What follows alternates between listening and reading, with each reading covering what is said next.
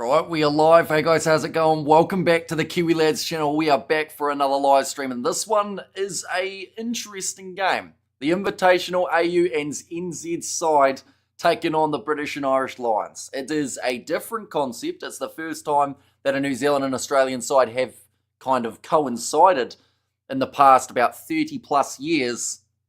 It's going to be intriguing.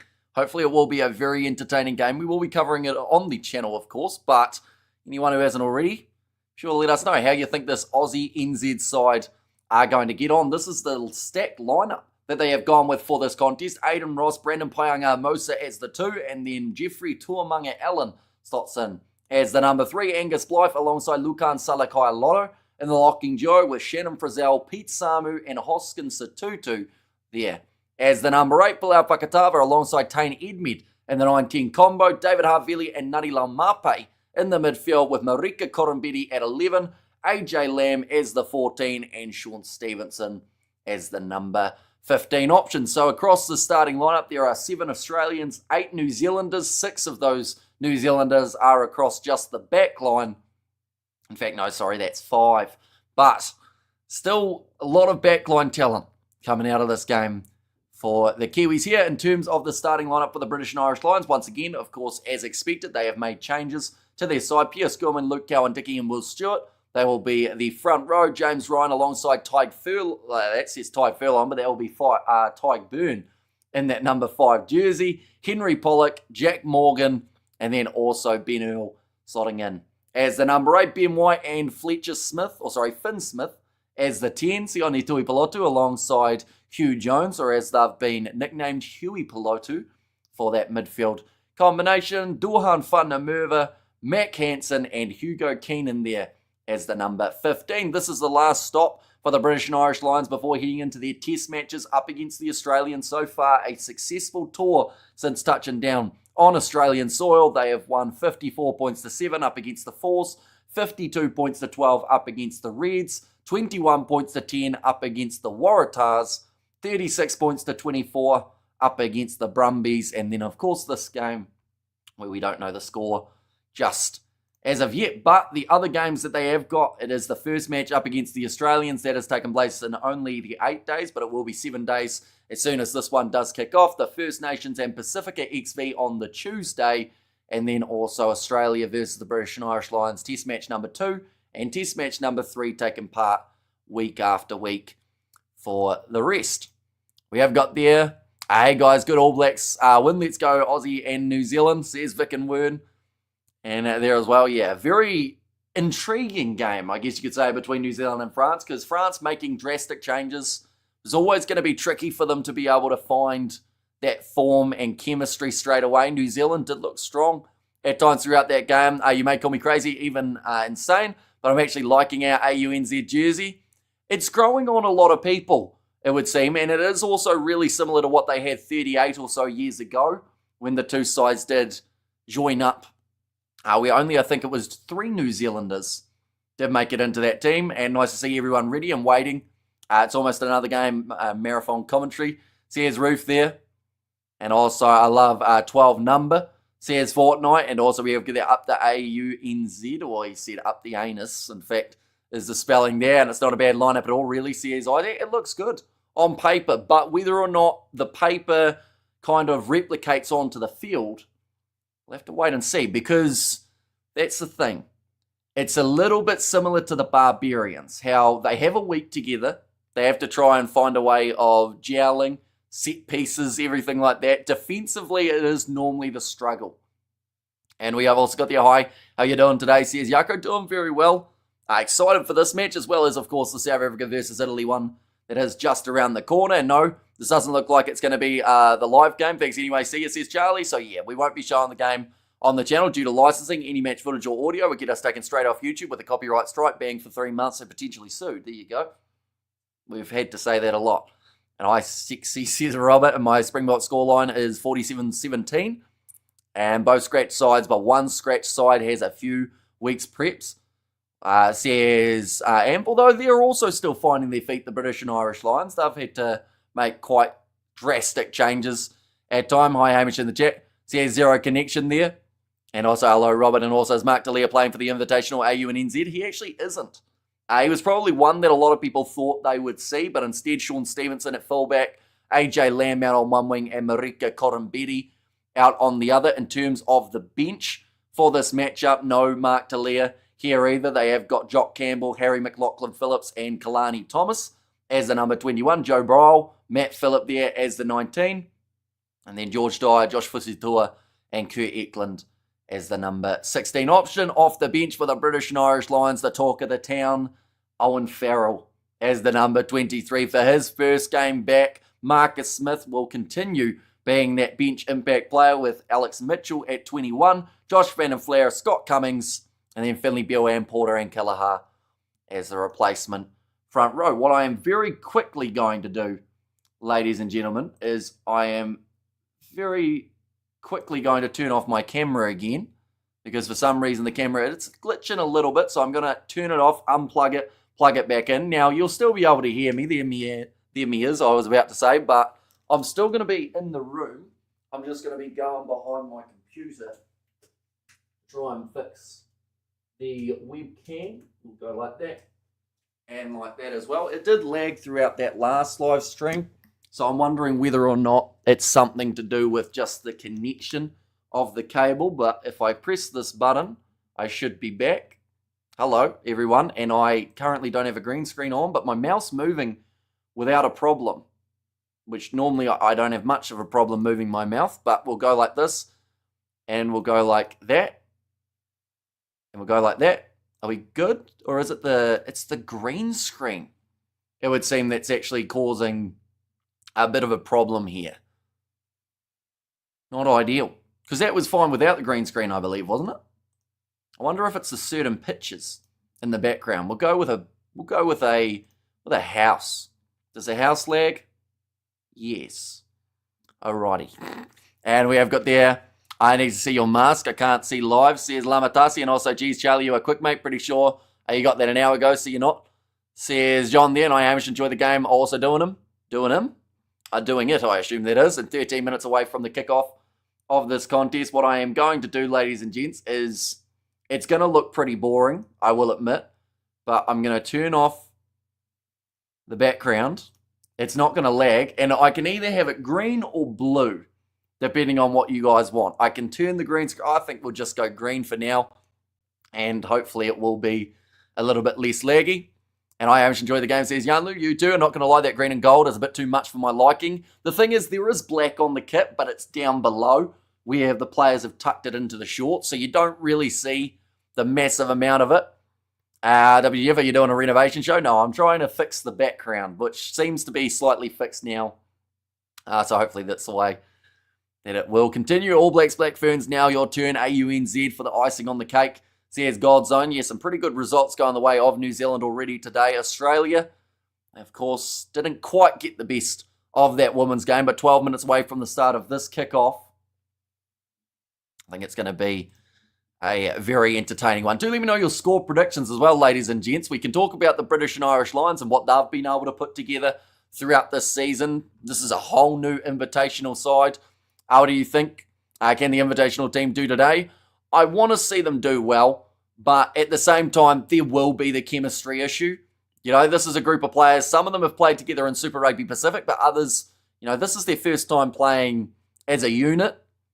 So I think there will be some struggles. There'll be times where players aren't quite defending where they should, and that's where the British and Irish Lions have to really step it up and kind of get the job done. Seeing Tava Nawai lift the trophy was the best thing ever. See, as Highlanders fan, it's the only trophy he's been able to lift this year. Highlanders fan, after the wooden spoon in Super Rugby. Sorry, it was a bit harsh, wasn't it? But you set me up for you. You literally gave me the alley-oop. All I had to do was slam dunk it. How many Kiwis are in the team? 8 in total in the starting lineup, 7 Australians, and then off the bench, there is, I think there's 2 New Zealanders, maybe 3 actually, off the bench in this contest. So not actually a huge amount for the bench side of things, but in the starting lineup, that's where we see quite a few of the Kiwis. North versus Souths. Says Smooth there, New Zealand fans, calm down. You beat a French team that looked really more like a C team today than last week, awarding with forward passes. You were lucky to win last week. I wouldn't take too much out of the series. Yeah, it's not so much about the results, it's about finding combinations. And I feel like New Zealand are building towards that at the moment. Like, fans are going to be fans. And some people are going to take things too far. But overall, New Zealand, like I said, this is actually a very handy series for them when it comes to finding who will work heading into the Rugby Championship. You can always see a heart through the jersey colour. And also we have got there, don't forget the ABs were a B team, says Godzone. If France had a full-strength team, it would have been 2-1 New Zealand. Has got a lot of work to do if they get the win the next World Cup a lot. So here's Demon 11. What was the score? In the end, it was 43-17 in favour of New Zealand for that matchup. And we got the final words before the match goes underway. They are just trying to get a chat with David Havili. Oh no, he's walking straight past them. Who are they looking at? They're talking to Sean Stevenson, who is going to get to play 15 in this matchup. Big chance for him to show what he can do before he heads to Japan. There's just something so exciting about a new team. You know, it's like when the Barbarians come into town. Everyone gets excited. This one is the first time in 38 years that we have seen New Zealand and Australia as one. A cohesive unit, the ANZAC XV, for this matchup. They have got the Les Kiss gets second chance to coach after his Reds lost at Suncorp. Of course, some Reds players are in the lineup. Will you be covering Ireland versus Portugal? We will not be. I believe the more likely will be South Africa versus Italy, and then maybe England versus Argentina in there as well. We have got their Gold Zone. New Zealand nearly had a full power team last week, and you guys struggled to beat a French B team relaxed last week. Says Demon the 11th. Yeah, a bit similar to what we saw for South Africa up against the Italians in terms of far from the best performance, but luckily they've made a lot of changes. They're given the young guys opportunity, as all sides should be, throughout these July internationals. And yeah, very intrigued to see how they'll go and their contest as well. Much change to the starting lineup next week, you reckon? I think there'll be a few switches, some due to injury. I don't think Tupavai passed his HIA, so he'll be gone from the lineup. I think that we'll see a switch at 10, whether or not that's going to be McKenzie or Ruben Love, just to give a bit more of a rotation of the team once more. And today says Reyes, and also the French will never win a cup if you don't tell your best players on the road. It's good for your players, says Isaac. And who's Springbok captain for this game? It is Salman Mura, who will be in charge of the green and gold. David Tavanawai at 6, says Highlanders fan. Nowhere near a full strength team last week, says Godzone. And the Springboks lost the second half last week. So did New Zealand. So it seemed like today was probably a bit more of a redemption. But then saying that, New Zealand still only scored 14 points in the second half, same as the French did. And this could go anyway. Lions could get a drubbing or an emphatic win. I'm guessing 28 points to 24 to the Lions, says Cal Mack. Okay, so still going relatively close in that regard. And also, we have got North Harbour combos, Tane Edmed and Sean Stevenson. Says Blues Nate.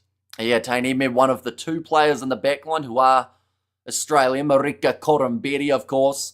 One to keep an eye on. This French team is dangerous at full strength. 2027, they could do it with this current France team. Says Demon the 11th.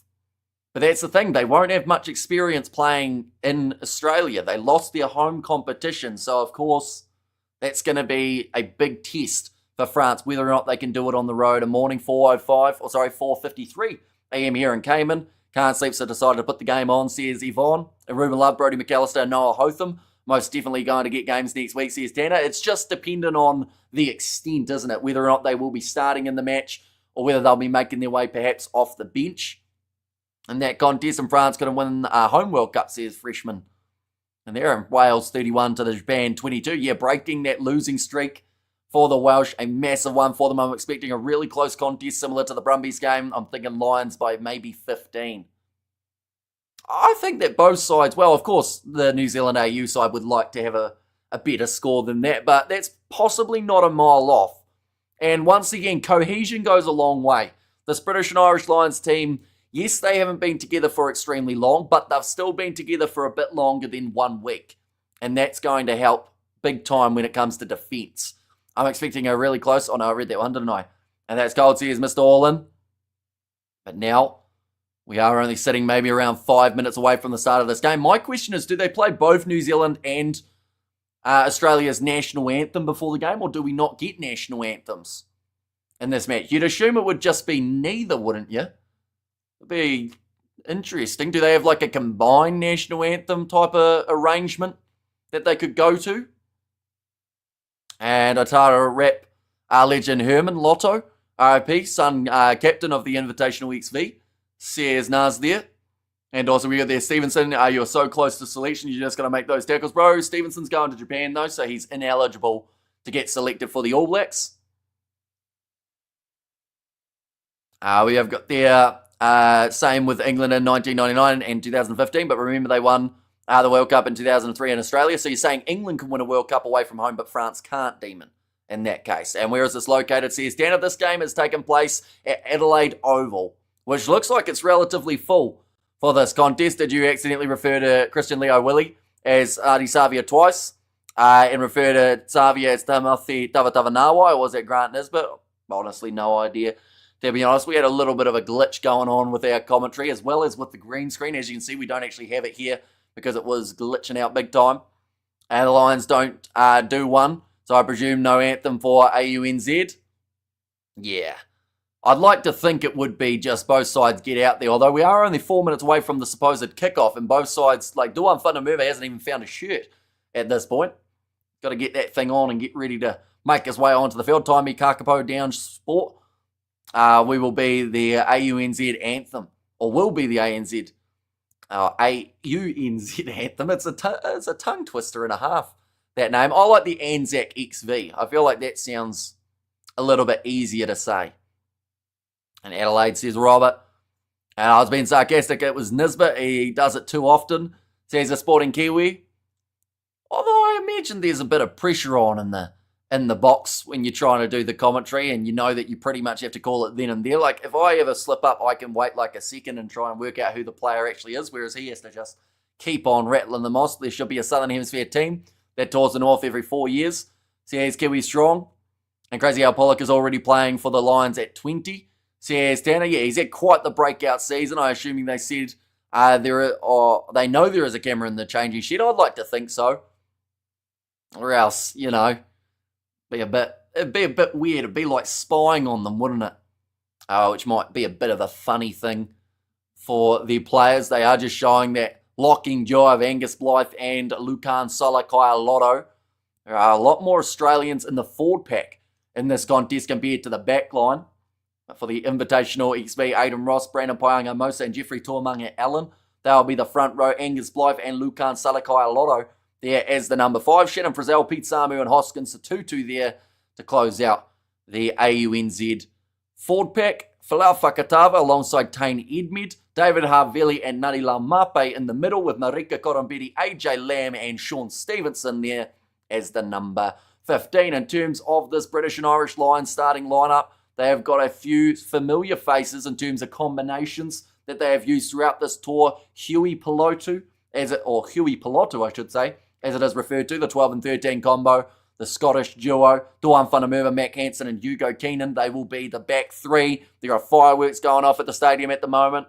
I believe two sides are just about to make their way out of the tunnel at Adelaide Oval to get us underway. Quite the English contingency across that forward pack, although we do see Jack Morgan, the lone Welshman, still in the team, working hard for his nation. I'm sure he would have been happy with the performance that they put in up against the Japanese, ending that losing streak. And now they're on a one-match winning streak, I guess you could call it, if you wanted to be generous. I mentioned that going, England couldn't win at home.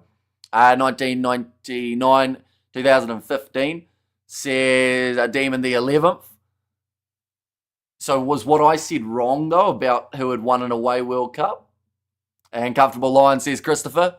And also win me some more dollars, AUNZ. Gamble responsibly, ladies and gentlemen. We should clarify. We've seen far too many people lose a lot of money on this channel. Morning from Italy. Did you go to the New Zealand-France game? We didn't go to it, but we did cover it on the channel. What a lineup, says 10-2.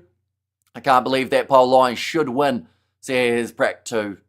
In there as well. I think that the poll might be a little bit more skew-whiffed because of the fact that this is, in a lot of people's opinion, the best chance to beat the Lions heading into the test matches.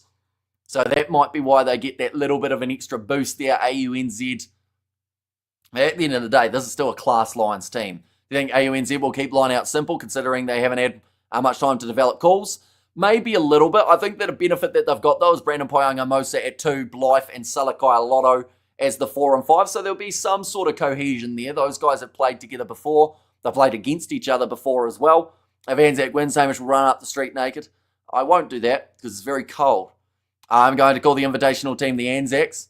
There's Demon the 11. Some people already have.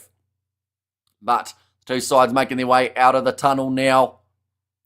They stank to and grumpy fellows, says Lamatasi, and the Australian NZ as an abomination to the Kiwi players, says Dime Till Death. Why? I assume you're talking about the kit. Maybe. But, you know, it's probably lucky they've at least got a white stripe on it. It could have been worse. It could have just been the Aussie kit. As Mum started on the Bears yet, not 100% sure.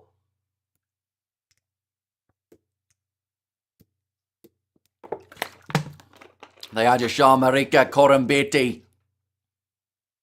Much more predominant forward pack for the Australians, whereas it is much more of a back line for New Zealand. Jack Morgan, the lone Welshman. Why was ANZAC name dropped? Not sure. From the get-go, it's just been the AUNZ Invitational XV. The AUNZ jersey has no black. It does, though. It's got the black stripe down the bottom. It's just anyone who's tucked in, you can't see it, but it actually does go gold, white, green, black. And also it's black underneath the arms, I believe, on the kit too. Would love to see this ANZAC team to give a great show, but I think the Lions will have the leg and the depth. Whereas the drop back picture, it didn't like me. It was lagging up a storm when I had it, so it's just the green screen for now. So it looks a bit weird, but hopefully we'll be able to get used to it, as it might be the way that it has to be. But kicked off now by the British and Irish Lions, going from left to right. And David Harvili taking the first catch, gives it off to Shannon Frizzell. This is giving old New Zealand All Blacks vibes. Now look, Khan Salakai Lotto lurking around, but they won't get it to him. Now instead off to Harvili, who's hit hard by Jack Morgan. And there was a knock on the ground, forcing the error from David Harvili. Morgan fired up early. And also ARU wouldn't pay the Anzacs the money to use the name. Maybe. ANZAC name dropped in respect to war veterans, says Jimbo. And I watch on the TV while listening to Hamish, not a fan of Maloney's commentary, says Cody. A nice work there from Jack Morgan, forcing the Harvili error. Only 50 seconds into this contest. AFFS Harvili had a heart attack. Tell you what, Jack Morgan was flying at him though. Pack weight's 918 kgs. For this AUNZ side, for the British and Irish Lions, they are packing in at 882 kgs in this matchup. Now, ball about to be fed in. I'll use ANZ Bank responsibly, says Jake. Oh, and free kick already going the way of the British and Irish Lions. Ben White goes across to, Sione Tuipulotu. On in the turnover and the breakdown was Harvili trying to make up for his error just before. Tackle made by Pete Samu. Now back across to the left-hand side. Duan Fundermerva sneaks around Sean Stevenson, who did slip, but AJ Lamb knocks him down and forces the error of his own. And we're going to get the scrum feed now in favour of AUNZ. AJ Lamb playing out on the wing to play some of the season for the Blues on that wing side, but also did have some time in the centres. Evening, Hamish and all. Expecting a big Lions win here. And give me a shout out or I'll uppercut myself, says Connor. Sounds a bit brutal. Shout out, I've already given you a shout out, Connor. There's no need to uppercut yourself. You know. I know there is a saying, give yourself an uppercut, but I don't think you need to. Lions too strong, but small chance for us, says Shane. And good hit by Lamb, says Rodney. And you see someone like an AJ Lamb's right on the verge of that All Blacks team. So, more injuries. There have been plenty of them for the All Blacks creeping in. So, whether or not he can make his way into the Rugby Championship squad, perhaps. But now Fakatava goes across to Harvili. Inside ball to Nanila Mape for his first carry on New Zealand or Australian shores in quite some time. Fakatava kicks downfield. Looking for a bit of territory. Awkward bouncing ball. The Lions clean it up at the back with Hugo Keenan. He's got his Irish teammate Mac Hansen on his side, who is chasing after it. And now knocked back to Ipolotu to Ben Earl, Jack Morgan, one more. Out to Hugh Jones. Tane Edmed grabs the leg and hangs on to it. Van der Merwe not doing himself any favours. Need to be more clinical. Says Jimbo. And Hake Spiller there, Hamish, that corner. Says Andrew now, backline movement. Tui Pilotu goes across to Finn Smith. Next pass. Couldn't quite get it to Duan van der Merwe. This game not on DSTV. It wouldn't surprise me if it wasn't, but I would like to think that those midweek games, if they were on there for the British and Irish Lions games, they would be for this too. Now Mac Hansen down the wing, low tackle made by AJ Lamb, who puts him into touch. He shakes his head as well, Lamb. He says he's not going past me today. That's a very good start to the match, though. They're showing Sean Stevenson, but it was AJ Lamb who did make that tackle. An easy Lions win, says ANFG. And Channel 201 on DSTV says Cody Armstrong. Trying to use that back line to their advantage there. The British and Irish Lions ball there for AUNZ, though, after retaining the line out. They'll roll this one back for another box kick. Husband to a murder pass, father to a squinty kick. I have no idea what that means. That one has gone into touch from Falau Fakatavi. Doesn't look massively happy about it. He would have liked a few extra metres on that boot. Who else is drunk? Says Lamatasi. Now Luke Cowan-Dickie to throw this ball in for the Lions. Currently 4.5 minutes through this matchup. Alt slapped to the Lions side by Tyburn. Picked up by Cowan-Dickie. Tried to swat away the tackle of Lukan Salakai Lotto. Here's Henry Pollock. Satutu gets him low. Now back into the pocket here. Finn Smith will go high into the 22. And Edmed calls the mark. It's from Gladiator. Says Lyle.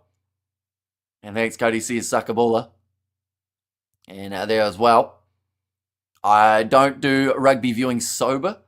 Says Shane. It's probably lucky I do, or else if I was always drunk for these live streams, that would be a lot of drinking. We do many games on the channel. We're also going to be covering the match between South Africa and Italy, ladies and gentlemen. Also, England versus Argentina, I believe, will be on the cards too. And adding on to that, I'm also going to be doing the under-20 semi-finals of the championship. England are knocked out, which was the big talking point around number one, but South Africa versus Argentina and New Zealand versus Ireland, those two matches that are taking place. Luke Cowan-Dickie to throw it in for the line out again. AUNZ not firing up someone for it. Ben Earl, it's Finn Smith.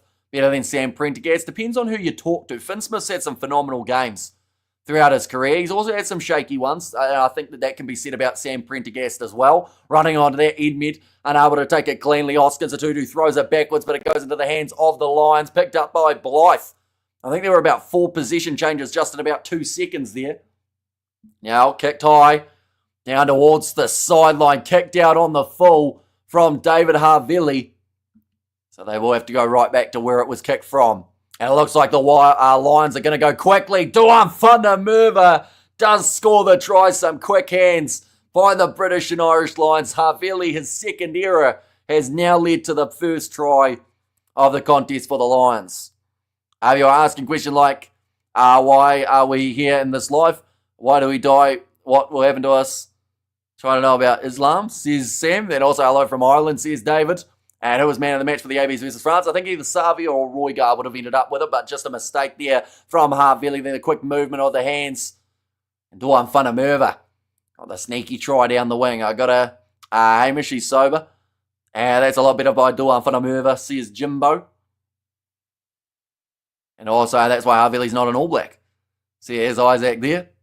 And good start, says Robert. Yeah, you got to take the gifts when they're given, and that was a early Christmas present for Duan van der Merwe. Harvili needs a better wheelchair. He needs an electric one. Says Lamatasi.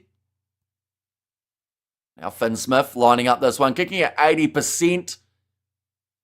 Kicking at 73% or so. That one has missed away to the side. A nice one, Dewey. Says Ligney there. And Scotland scores first. Says Robert. And there as well. But yeah, smart play from the Lions as well to realise that that opportunity was there. And Garvin has said hello from Sonny Kiev. And also Finn Russell on the bench. He is not. They have got Marcus Smith as the number 22 and Owen Farrell as the number 23. Kicked off now Nicely taken by Ben Earl inside of the 22, currently 8 minutes into this contest. Physicality from AJ Lamb again. He seems like he's playing with a bit of a vengeance here. It's as if he's trying to prove something. So weird to see you with a green screen, says Studs Race. Yeah, but it also was the only way to do it without it lagging. Because when we put the green screen up, unfortunately, if I go, for instance, like this, you will see how I like freeze.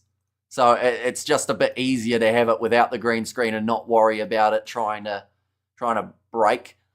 Now line out throw for Brandon Paanga-Mosa. Balls come loose. Chance here for Luke Cowan-Dickey. Goes across to Ben Earl. Now finds Tui Pelotu. Onto the near side of the field here. Hugo Keenan decides to bust through the tackle attempt of Hoskins. Satutu on the ball, though no penalty. No clear release called against Nari Lamape, I think it would have been. Player leaving feet. And yes, Blues are with Watercress drowned in coconut cream, and Duan needs a few more to get a look in at the first test and a bit of a defensive shift. So here's Fleshin. We're going to see it now. Yeah, no release from Nari Lamape. He was quick on it, but the reason he was quick on it was because he never got rid of holding on to the player. And did you see the Crows in Adelaide? Season 10 streaming soon. Now Luke Cowan-Dickey off to Mac Hansen. Now pick and go, huge gap. That is a defensive error that you'd expect from a side together a week, and Ben White carves through the middle and scores try number 2 for the British and Irish Lions. But there was just no one next to the breakdown for the ANZAC XV. We'll see it here. Who was supposed to be there, I wonder? Aidan Ross and Brandon Paanga-Mosa both went right. Jeffrey Tuamunga-Allen, I think he was expected to defend that, but he was nowhere near where he would have wanted to be. Plus, I mean, just no one, like I said, anywhere near that breakdown. Awesome start, says Robert Wood. Great vision from White. Yeah, saw the gap, went for it, and had enough pace to get away from the opposition too. And like they said, it was a great one from Ben White. Go like this and like that, but this game now just starting to get that little bit more one-sided. Just checking. I know that the AUNZ team came in as slight underdogs heading into this match of about maybe $3.50. I wonder whether or not that should have been a little bit higher.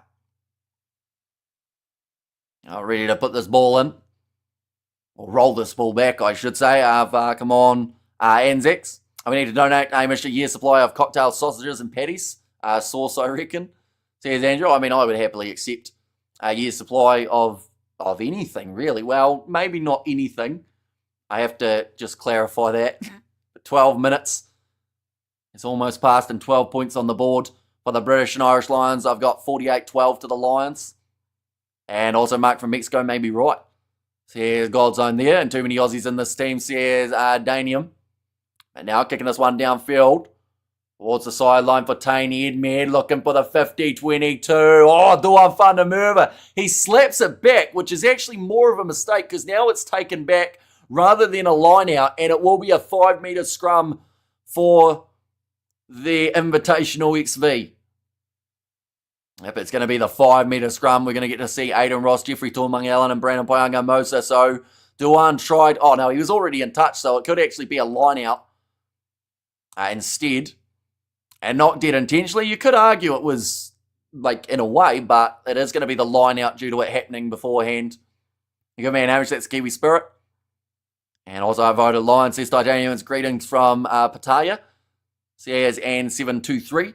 Now thrown over the top by, I think was that actually the British and Irish Lions throw there? Saying that the ball was already out. But now Finn Smith, it was almost partially charged. It does just go into touch. Possum meat, says Robert. And also, why is that Lions line out? That's my question. I thought that it was actually, unless maybe Tane Edmed was already in, like it wasn't a 50-22 chance, I guess. But I thought that Duan did. Well, I guess if he was already out when he played it, that's out, isn't it? It's a weird one. I just haven't seen anything to give me confidence in the Aussies. So here's Titanium. Now Titanium goes across to Nadi Laumape. Tackled by Ben Earl. Now Ed Med back across to David Harville. Pops it in behind to AJ Lamb. Two-man tackle on him. Hugh Jones trying to get in the breakdown and steal it for Lau Fakatava. Short ball to Lukan Salakai Lotto. Shocking performance from a second French team today. Says Ian Sutherland. Yeah, they certainly didn't look as strong as they did in the first match, although I think that was because they got rid of Gilliard, Thiku, Villiers, Fisher, all those guys who did so well in the first match. That's a huge hit on Hugo Keenan, who almost got busted in half. I think his head hit the ground really hard there. He gets up. He's actually been helped up by Shannon Frizzell. It was a nice moment between the two. Can you show the video? Unfortunately, I cannot due to licensing. Any match footage or audio will get us taken straight off YouTube. Charge down kick from the Lions. Now 25 metres out from the line. The ANZAC XV with Tane Edmed trying to find the gap, but he runs straight at Finn Smith. Fakatava, pick and go. Short ball to Blythe. Good defence so far throughout this contest for the Lions. Short ball again from Stevenson goes to Harville. Two men who faced each other in the Super Rugby Pacific final now have to get along as one team. I don't know if rugby has prioritised in Aussie land. Just my understanding from the outsider. No, it's about the 5th biggest sport, I think, in Australia. In fact, it may even be lower than that. Now Fakatava going back across Edmed. Goes to David Harville. Skip pass out wide to Nani Laumape. Finds himself situated on the wing. Fakatava. Across there to Brandon Payanga. Amosa gets through one challenge. Edmed. Tells the dummy. It looked like Lukan Salakai Lotto almost got cleaned up off the ball by James Ryan. Now Ross pops it in behind to Stevenson. Two Chiefs linking up. And that was almost an obstruction. So there is a bit of indecisiveness. Harville trying the cross kick straight to Matt Hansen, who will call the mark. Koroberi looks back infield, annoyed. And Hansen calls the mark, kicks it into touch. And link us up. Sky Sport, probably your best option, unfortunately. I don't think there's too many free-to-air options for this matchup, which is a big shame. And we have got their corned beef tin. Now, line out. Again, here for the AUNZ side. Lions playing well, says Robert, and great line speed by the Lions. And VPN is the way to go for sports these days. And Super Rugby was amazing. There's the old knock-on coming from AUNZ. And Matt Hansen goes across to Hugo Keenan, who once again can clear the lines for the Lions. A very good kick downfield down near the halfway line. And it may be Aussie's 4-5 sport. But they have more players than New Zealand now. That's the advantage of having more people, more athletes to go around, says Godzone. And also, if they come down, we can do it, says Jack. And come on the Lions, you can get another 38 points. That's very specific, but I assume that's because you want them to get the 50 from this game. Brandon Payanga Mosa throws it into Lukan Salakai Lotto. Fakatava Edmed. Now Nani Laumape linking up with Hoskins Satutu. That's possibly a duo that no one expected to see.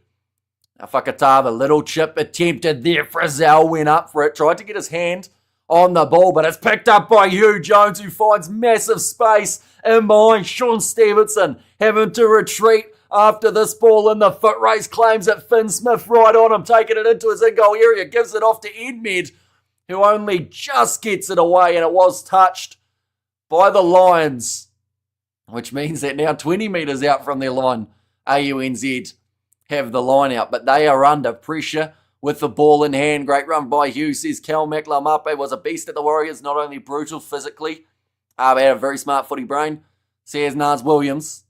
I suppose Super Rugby is a low comp compared to the URC, says Danium, but most of these guys, in terms of Shannon Frizzell, in fact, there's actually more than just Shannon Frizzell, isn't there, that don't play in Super Rugby. But now, Pete Samu, taking the step now. Beaver would be proud of you, though, I'd say. Now rolling this one back for Lau Fakatava.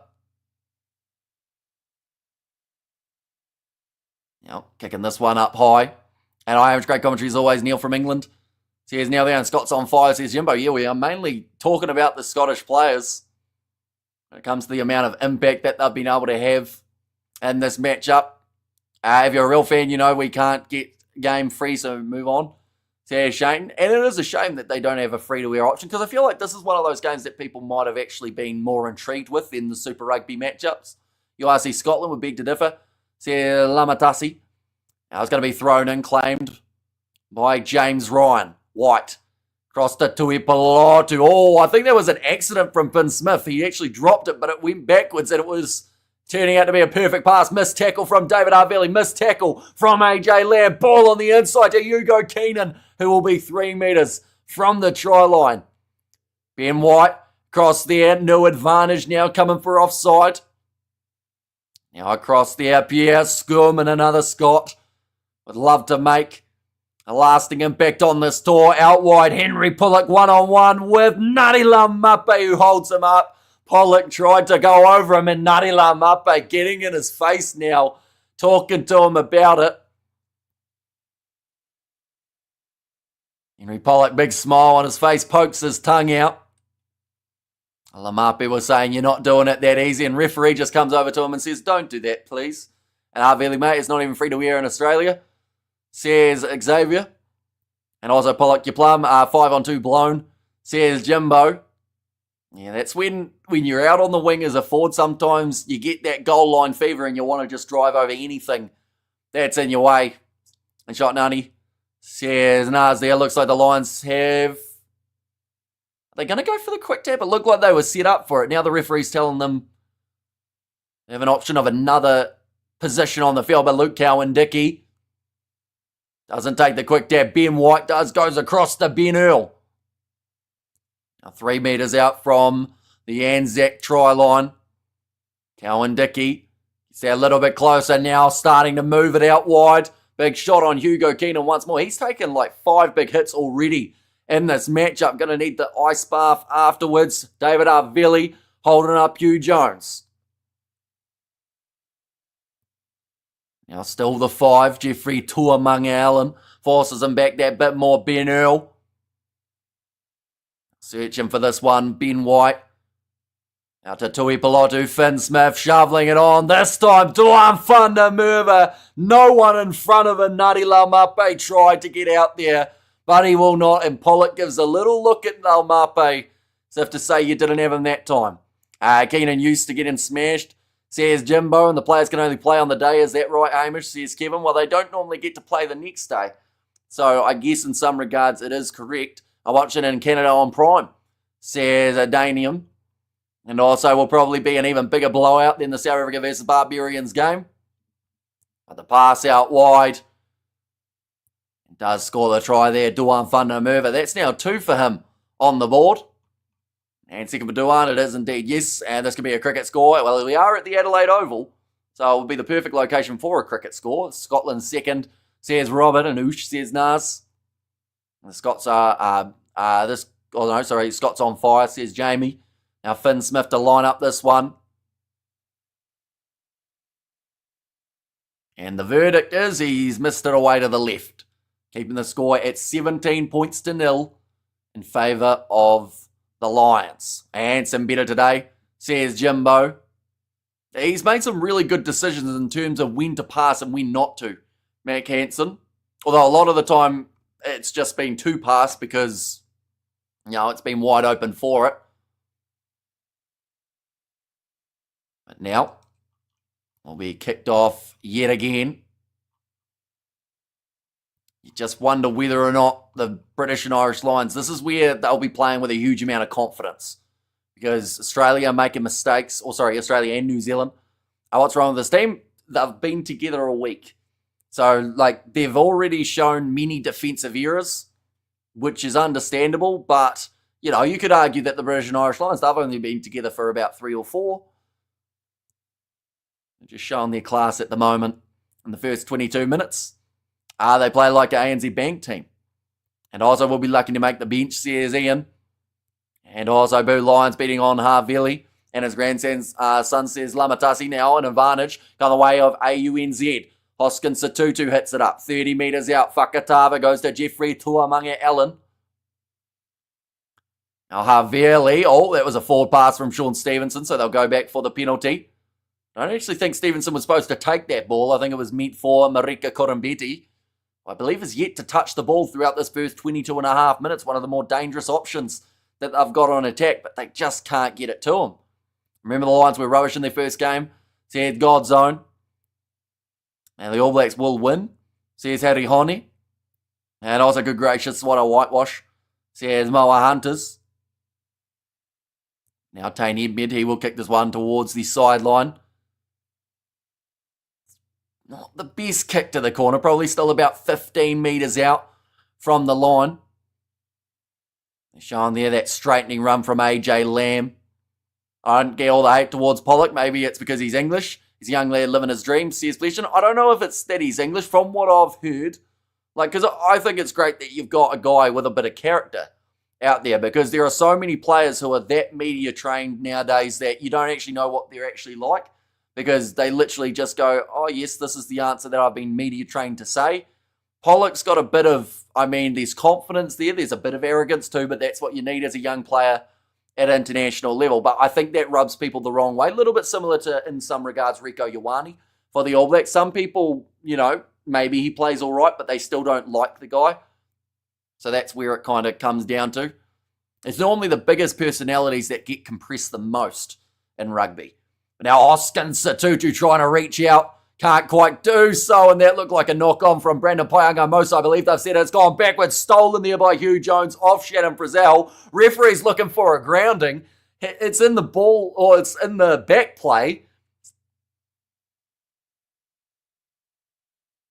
Okay, Lions are saying, mate, it's not even in the chance of a grounding. It was ripped off him before he got there. I think Shannon Frizzell's just said maybe he ripped it while he was on the ground. Why is Finley playing 10? Says Danium. He's obviously in the Andy Farrell plan. How does one get picked for AUNZ Invitational team? Is this made of those who did not make the cut for the main squad from both Australia and New Zealand, pretty much, and those who weren't eligible as well? So they're checking there because there was no grounding, but the knee was grounded. So I think that's an illegal strip from Hugh Jones from this other angle here. Yeah. I think that might get Hugh Jones in a bit of trouble now for just a split decision.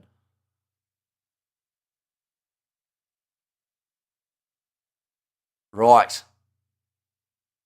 They're saying it's taken back, but I don't think that's what they're actually checking here. No clear release. I think that might be what it is.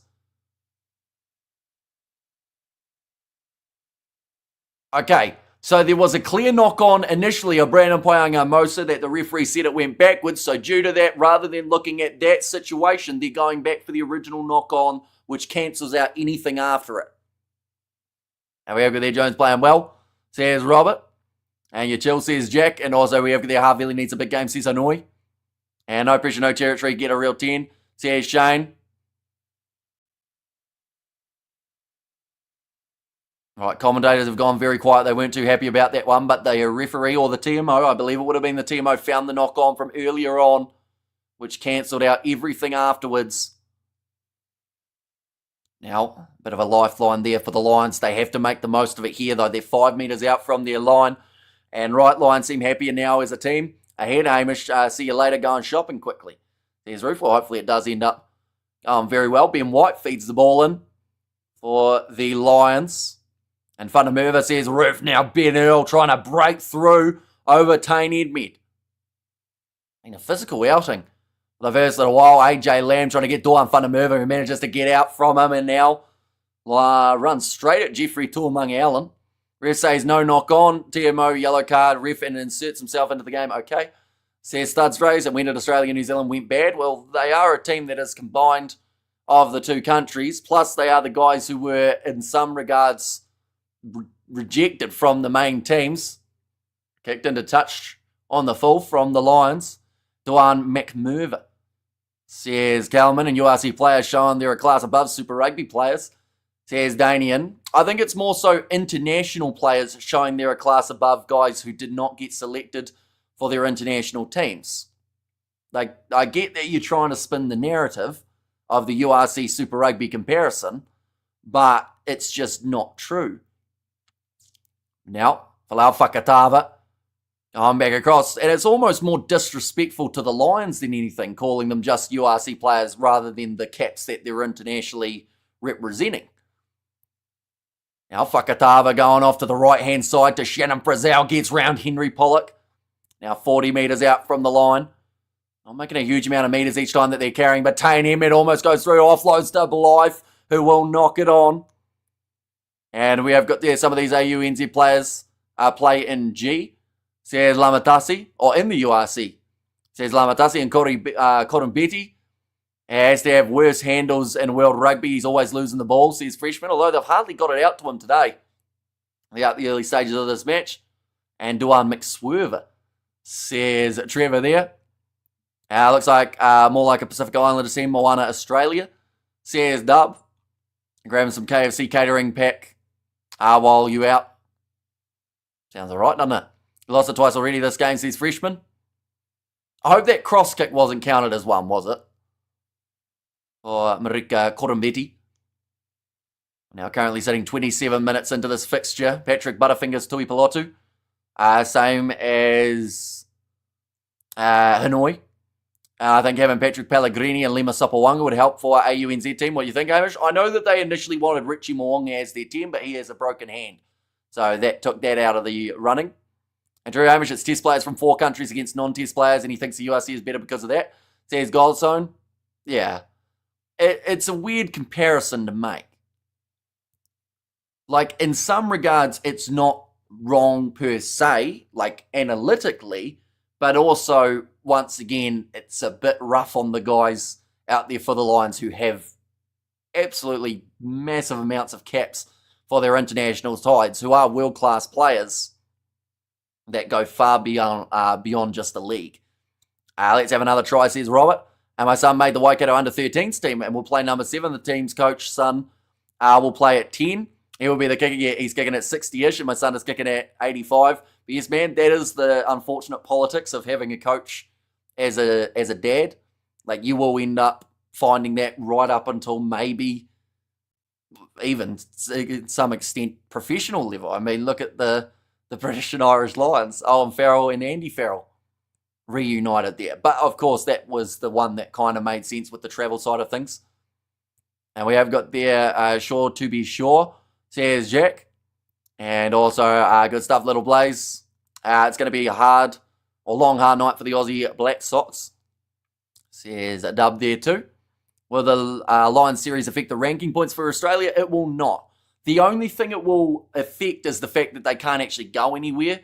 So they're going to have to rely on a good rugby championship as well as November to make sure that they're within the top kind of area that they need to be for the draw. Yes, but the rugby they play that prepares them for international teams is in the URC. So would you say that Super Rugby, for the most part, prepared, like with the exception of the most recent World Cup, of course, Super Rugby has prepared all of the World Cup winners, hasn't it? With the exception of England, which would have been prepared from the Premiership. See how you can just spin it any way you want it to try and meet your narrative? So, like, don't get me wrong, they do very well in the URC, but they're also, like I said, international players before the URC was even a thing, when they were back in the pro days, but now going back through Hugh Jones, making his way forward. Now off to the left-hand side, Mac Hansen piercing the gap, looking for the offload, gets it to Cowan Dickey. He looked like he got almost clothesline there by David Arvilli. He couldn't quite regather it.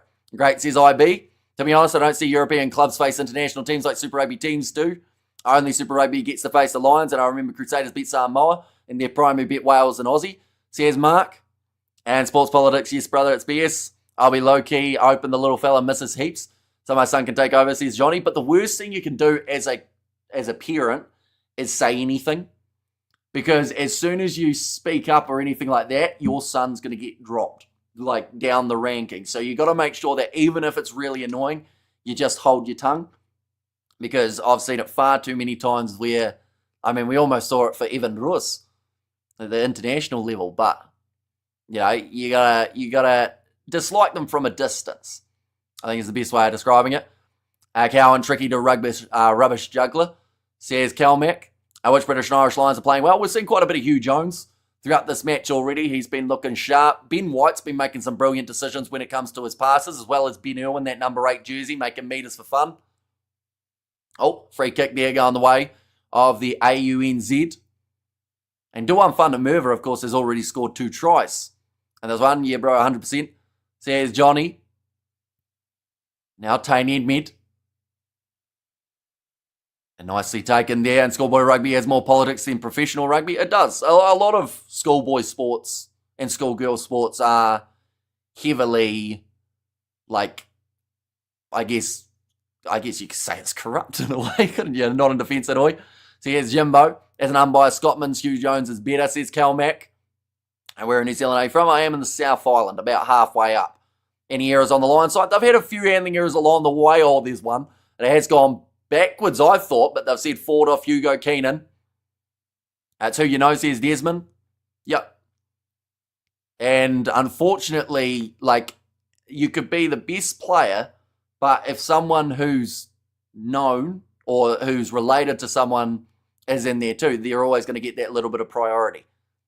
We have got there, not to startle you, but the 150 might come up here, says Xander. I would be surprised if we get to 150 in this game. I'd also be surprised if we get to 100. We're 31 minutes through.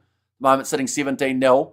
My lad finally gave up on football because the coach only picked his mates' kids. The Mrs. Tora Manu one, says Fleshin. Yeah. And then unfortunately that doesn't actually change anything. They just go, oh, well, we'll do what we're doing and we won't pick you. I got to advise Hamish actions louder than talking. Good luck, says IB there too. But now scrum Fedel collapsing in the front row. They've been told to use it though. They're not going to be able to go forward as the front row is lying on their faces. Tane Edmed trying to step his way through. Now pick and go Shannon Frizzell. Sitting 50 metres out from the line. Big run forward from Lucan Salakai Lotto.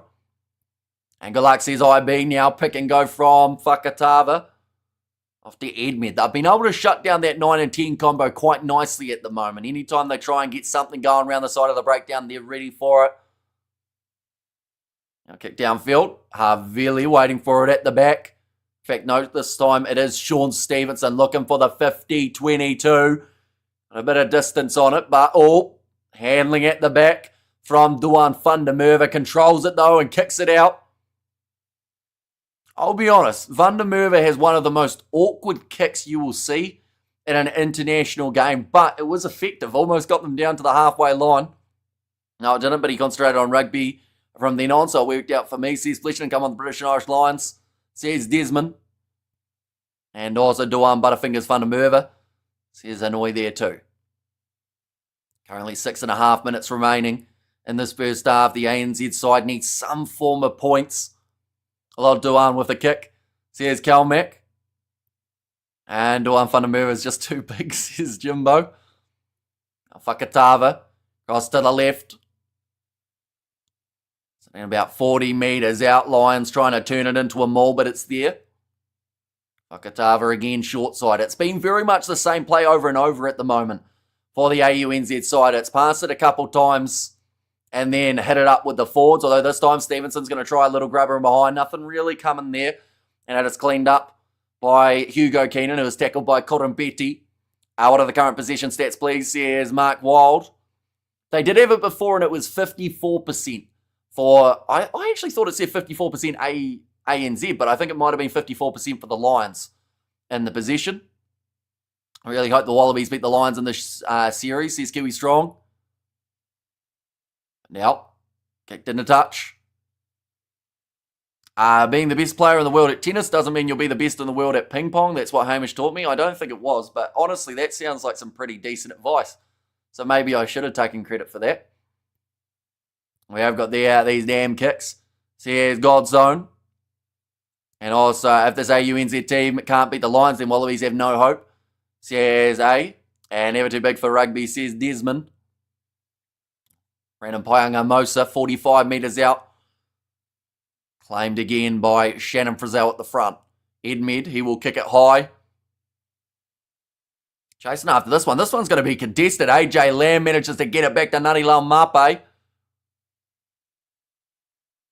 Now, 40 metres out. Lucan Salakai Lotto. Straight at Luke Cowan-Dickie. He's injured there. Knocked out. He does not look good at the moment, ladies and gents. He took a nasty knock earlier on in the game, but did recover. This time, not so much. His head looked like it hit into the wrong part of Lukan Salakaialoto. Lukan just KO'd someone. And it was Luke Cowan-Dickie. Head on the wrong side. That kind of looked like it reverberated through his hip as well. You can't expect much from a team coached by Ian Foster. Said Mumbo Jumbo Kiwi. And come on the Lions. Get some more points on the board. You guys are slowing down. Need someone else to replace Finn Smith for the kicking duty, says George. And Oi Oi says Amelia, welcome in. Are you currently live, Amelia? I know that you said you were going to be doing this match, so I don't know whether or not you are actually live or whether you are just watching it at the time. But hopefully if you are live, it's all going well.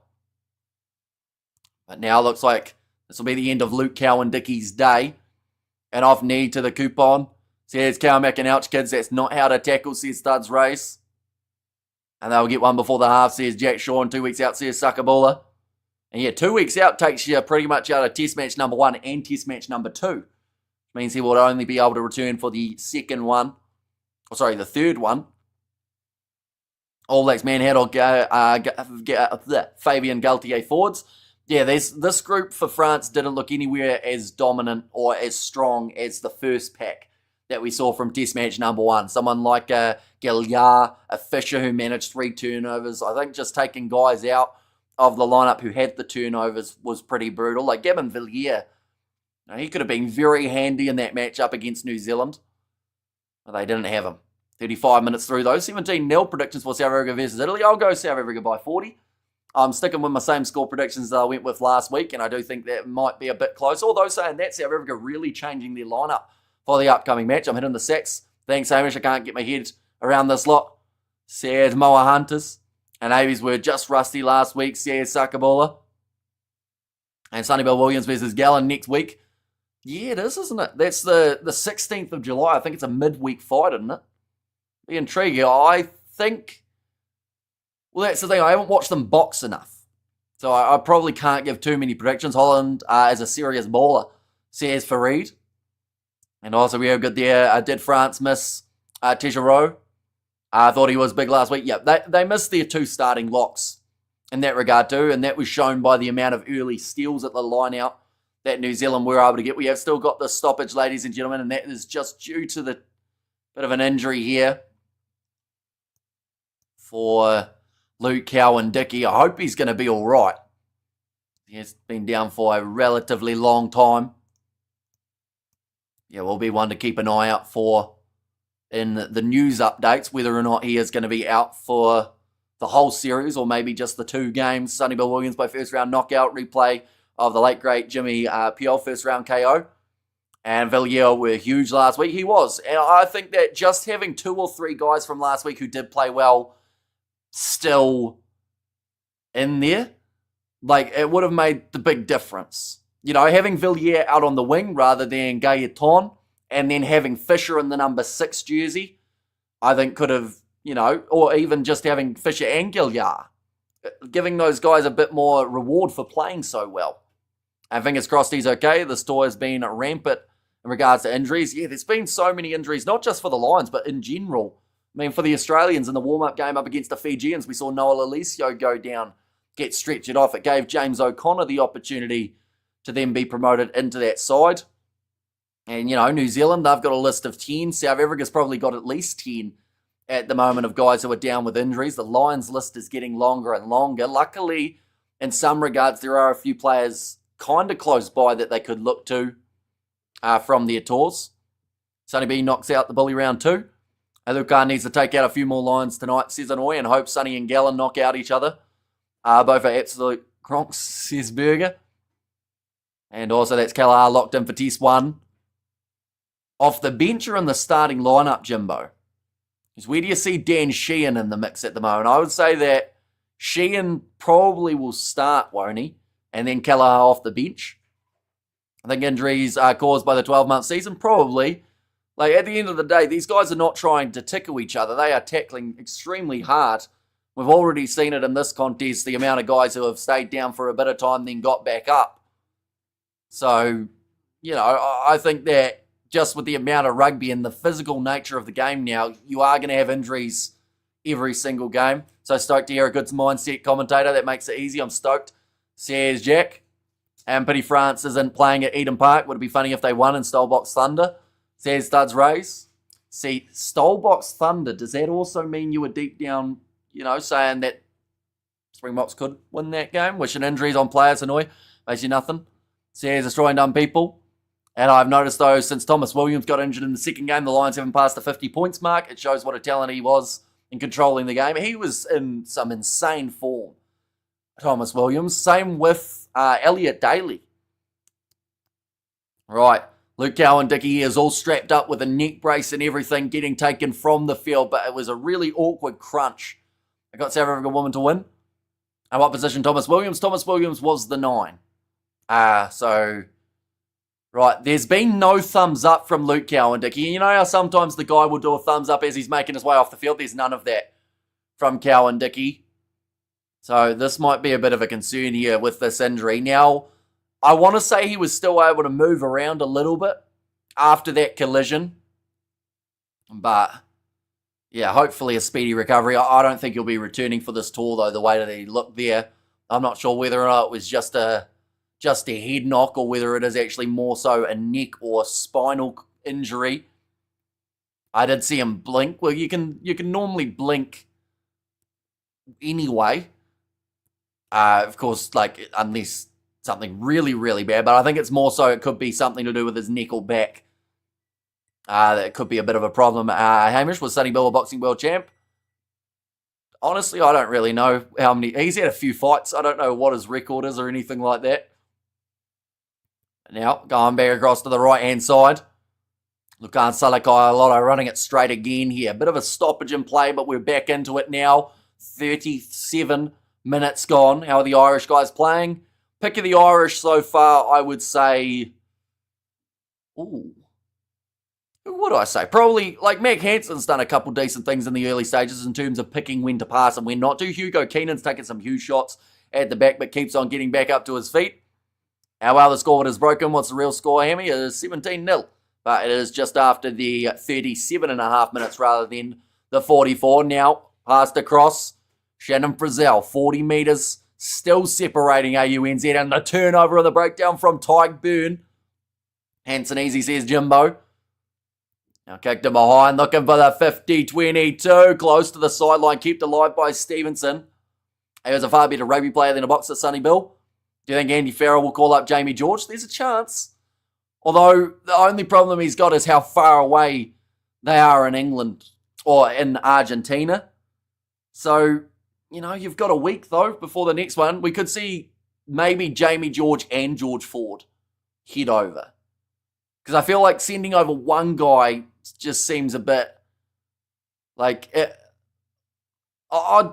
take George Ford as well, to be honest. If there was any sort of other backline injury, chuck him on the plane as well. He probably would play in that game up against the USA for England, but if you give him a chance on the Lions tour, I'm sure he won't want to let you down. A Berg is a turnover machine, or Burn, sorry, yeah.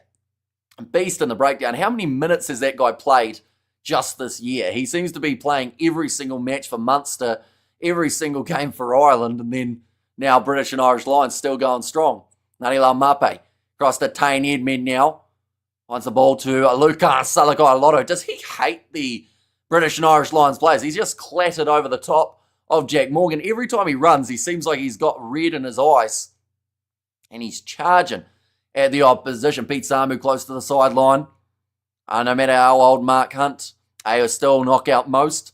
So here's Naz Williams. And Hunt did do a bit of boxing. I think he started boxing, didn't he? Mark Hunt then went to the UFC and then went back to boxing.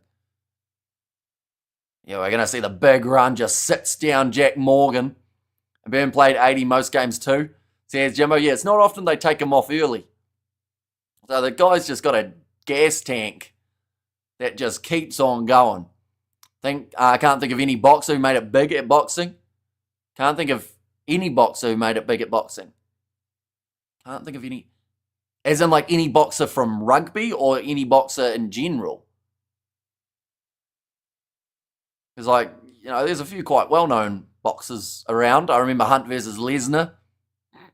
That was back when Brock was on his big phase, I guess you could call him.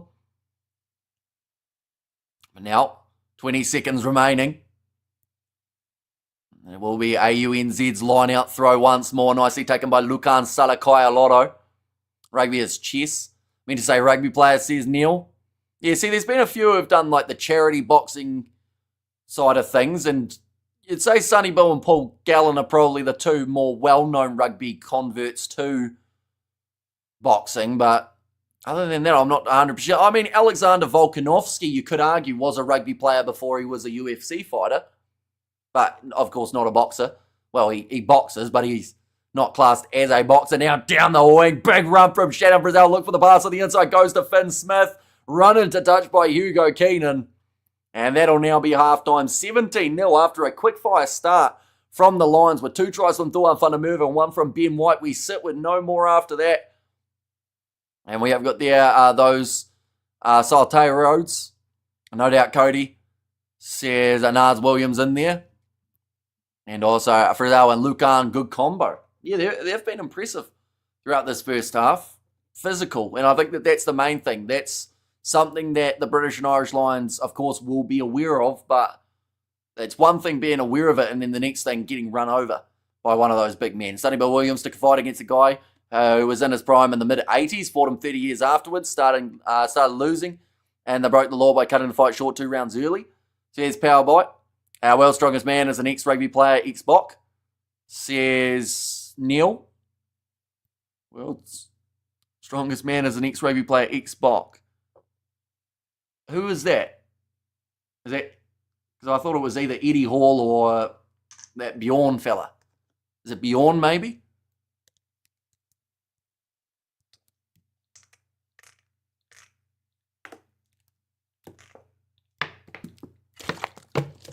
Hi, it's me, Riley, again, says Rusty. Welcome in. And apparently Eric Rush was a handy boxer and considered it when he retired from rugby at 39 years old. Says Studs Ray. And Sonny Bill Williams was born in 1985. Hamish means the current strongman champ is from South Africa and won it recently, says Neil. We've got a lot of strongest men around the world, don't we? So it's like a world's strongest man of 2024, I assume, or 25. Yeah, we've got a lot of them moving around the place. I'm certainly not one of them. Green screen is suffering a bit, says Power Bite. It's just chilling at the moment. It wouldn't let me put a background without it lagging out a storm. So, yeah, we just got the green going on. And the reason it looks like it's see-through there is because there's a light on the other side there, which you can kind of see if I move it around a little bit. So that's why that looks like it's a bit thin. Will we be streaming the Ashes this summer? I think I want to. It's in Australia this year, isn't it? Or is it in England? I can't even remember when the last Ashes was. I think it's actually in England this year. Or maybe? Or is it in Australia? I think it's in England. And Cobus Visa Senior is low-key the world's strongest man, says Power Bite. And also we have got there, he was the junior box mix. And that's the man, says Neil there. And also Cody is Malcolm Marks from East Rand. And the big difference between league and union is the stop and start. Just as like union, every player, big or small, skill or craft, has their spot. It's like, says Jack. And also we have got there Hamish. Those are the same water bottles used to camouflage my Christoph vodka, says Nars. But the line-out's won 100% at the moment for the Lions throughout this game. 93% won by the ANZ side. We've had actually a huge amount of line-outs throughout this game.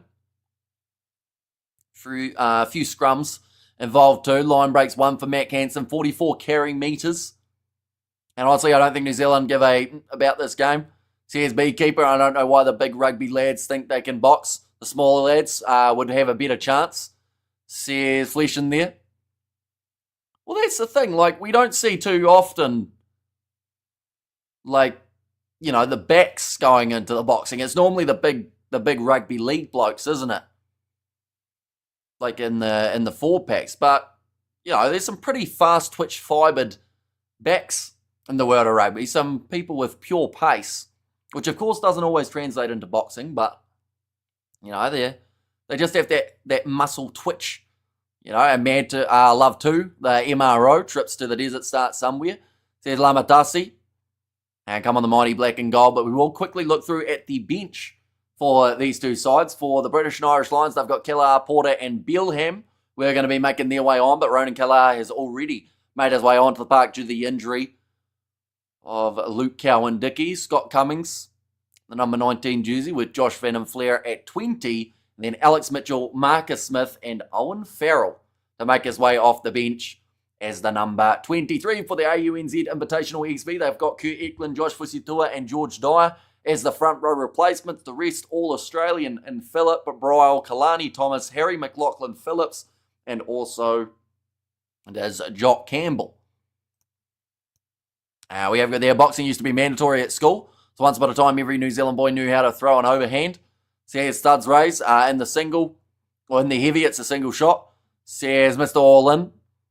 Dude, anyone ever tell you look like Mac Hansen? Once I did get a Mac Hansen comparison. I think it was because I had the mustache at the time as well. I've also been compared to James Lowe, back when my hair was a bit longer. But yeah, the Mac Hansen one I can kind of see, just a little bit.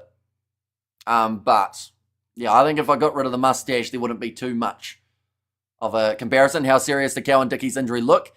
He got his head crunched on the wrong side of making a tackle. Stayed down for a good probably 5-6 minutes. Got stretchered off with his neck in a brace. And you know how it's normally when the guys get stretchered off, they give like a little thumbs up or something or a wave. There was no movement in that regard. But that's not to say that he couldn't move. It's just more so they didn't probably want him to. I've always loved the idea of a boxing night. Imagine the likes of, say, Atoje versus Scott Barrett, Big Eben versus Joe McCarthy, Owen Farrell versus Andre Pollard. How good would that be? Says Johnny Blaze. And Hamish is Mac Hansen's sensible and successful older brother. I think Mac Hansen's definitely the more successful one out of us two. And now you look like Nick White. I wonder why. Owen Farrell to come on at fullback, says Power Bite. And Ariel interviewed Rico other week, humble guy. Says it was there from Nas. And also Palm out, says Lamatasi, and doesn't sound too great then. Yeah, he looked like, for one, I think he got knocked out. Like, I'd say 2 weeks minimum, and that's probably lucky. I just hope that it's nothing severe for his neck, because when he went for the tackle, he kind of, Lukan Solakaialoto just charged at him, and he kind of crunched his neck like that as he was trying to tackle, so yeah, not ideal for Luke Cowan-Dickie. And Bab commentary, mate. Don't listen to commentary normally, but yours, or enjoying yours immensely. Thank you very much, Stephen. Greatly appreciated for you tuning in. They are just talking to Sonny Bill Williams at the moment. Him and Paul Gallen after State of Origin had a little bit of a back and forth.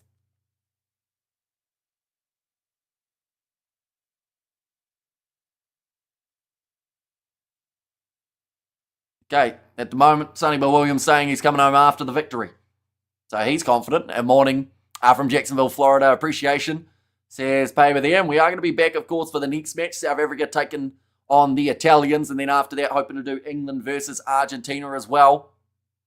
And AB's wingers were bad tonight. They need some better wingers, especially versus Colby and Ardenser.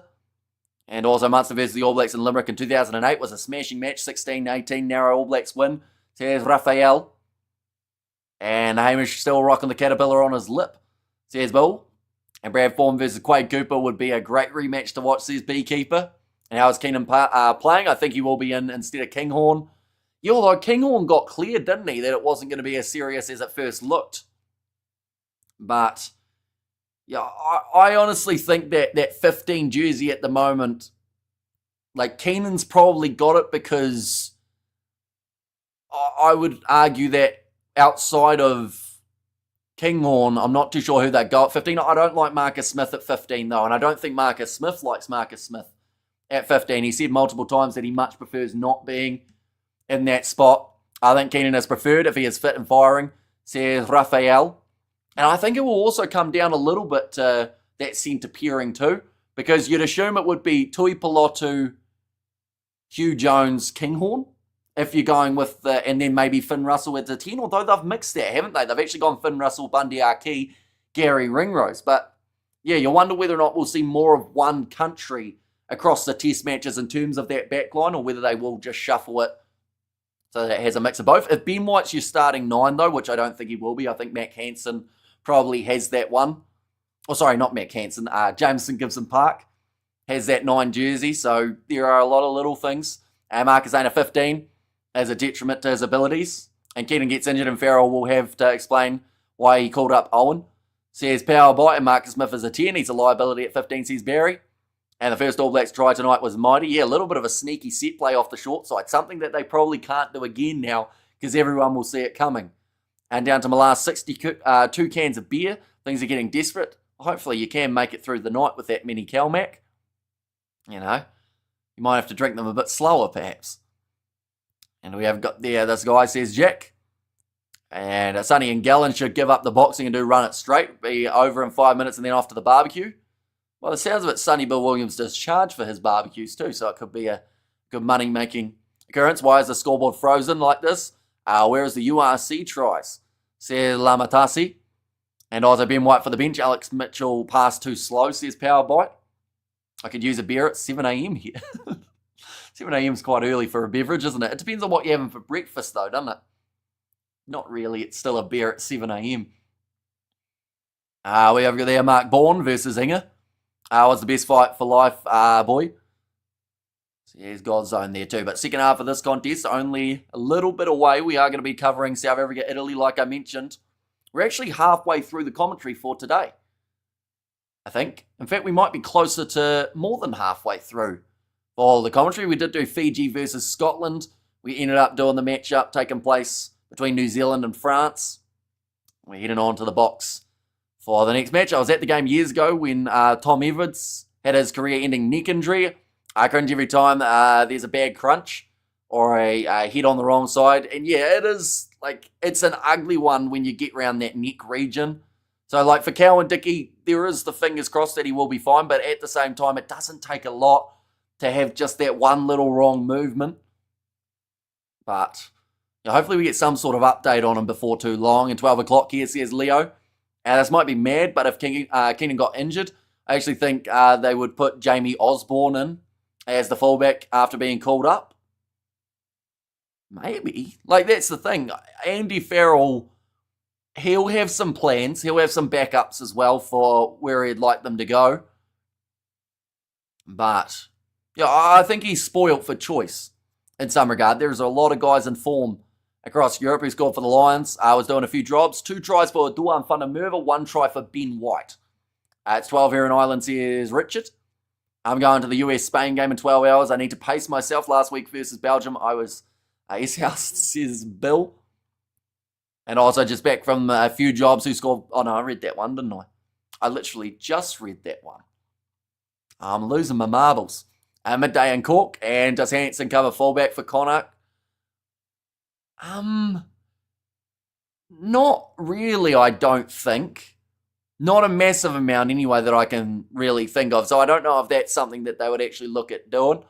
I was in the rugby team at school in England. It used to piss me off when the game teacher said we were playing football today. Says Neil.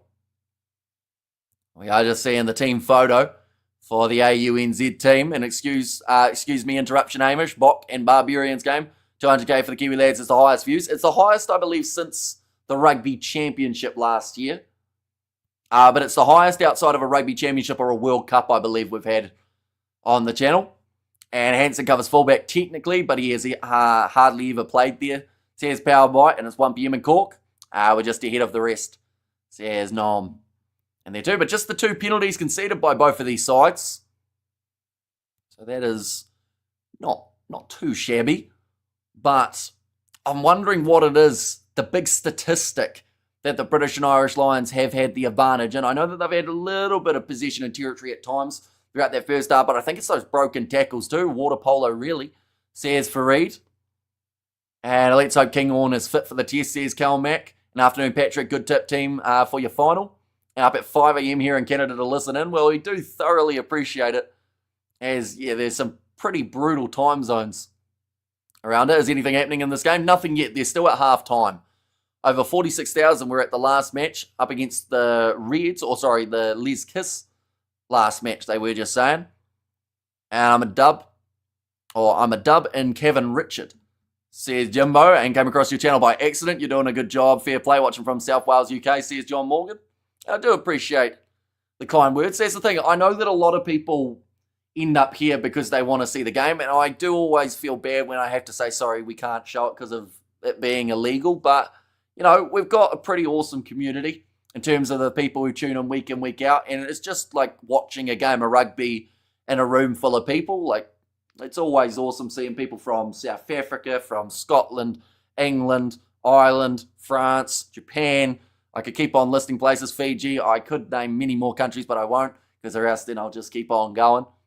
Christian Leo Willie was the one who deceived for that try. He was, alongside Artie Savio on the short side, who did play a very cool, calm, collected role and just acting like he was running away. But really, he had that ball. Did you know the double World Cup, Rassie and Sear and coach stick a rule from Port Elizabeth, my city? I did not know that, no. I know that at the moment, there are quite a few changes in that Springbok side. Super bench. I'm not sure if it will be super, but it could be handy enough. You won't know what this means, but for all the Irish listening, we'll know pick between Cork and Tipperary for next week. Is that for what's it called?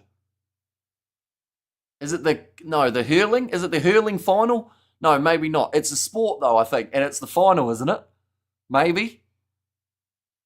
Possibly. Hope so. And Gizenbach, Russell Lowe, Archie, Ringrose, Freeman, and Keenan is the back line that Cody would go with. The hurling.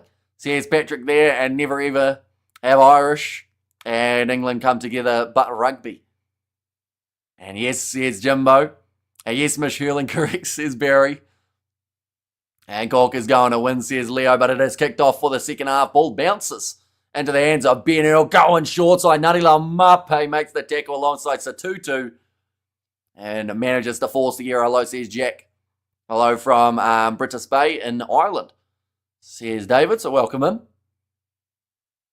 It still surprises me that these games aren't as like a free-to-air option in Ireland and England and, those type of locations. Definitely because at the end of the day, it's a tour that happens every 4 years that people love to get behind the sides. Hurling is similar to Shinty, says Calmac.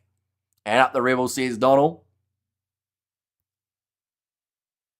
See, I feel an interesting video would be trying to learn how to play hurling or to do hurling, but I think that I would offend a lot of people with how I do it, because I imagine I would be awful at it.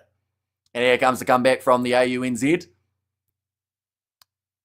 And also, come on, ANZAC, so come back and 1-0 shoot and tie this week, Hamish. Mainly because the matchups, there aren't too many close on paper. So normally we save it for the matches that could go either way. And most of the ones this weekend are pretty straightforward. But it will be back for the Rugby Championship. But now, told to use it there for Lau Fakatava. Oh, that's a little bit of afters there between James Ryan and Angus Blythe, who's still trying to hold on to him. Let him go, Angus. He's going to get himself in all sorts of trouble soon. Now Fakatava off to Pete Samu. The Ireland versus Portugal game on later today is on free-to-air. At least in Ireland it is. And don't worry, loads of people who play it are also useless. You'll be fine, says Donald. Now across to the left. Oh, missed pass there. Chasing after this will be Hugh Jones. A lot of open space to be able to run into. He's got Mac Hansen with him, showing off the wheels. Manages to claim it, but can't quite get that next offload away. I love your work, Hamish. Keep it up, mate, says Hilfi. Thank you very much. Now across. Hopefully I pronounced that correctly. I think I might have butchered that. 5 metres from the line, though, for the British and Irish Lions. 42 minutes into the contest, looking for try number 4, Ben White. Cross there to Henry Pollock. And an advantage now against AUNZ. Goes behind. Pierre Skurman. And that's going to be the offside penalty now. Angus got Angus. And also we have got there, who is the ref? It is the Georgian Mushikeli, I believe. Angus Beef Burgers. See Lamatasi. And also we have got there, Hamish, not with that mustache, you'd be good at hurling, says TH. Is this like a common hurling look? Is it a big old mo I probably don't have enough. Do they have tattoos? Oh, nice run through. Sione Tuipulotu. He hardly got touched as he goes through the gap. And now another Scotsman. Is that 4 Scottish tries in this matchup? I think it might be. Oh, yes, there's Nars Williams.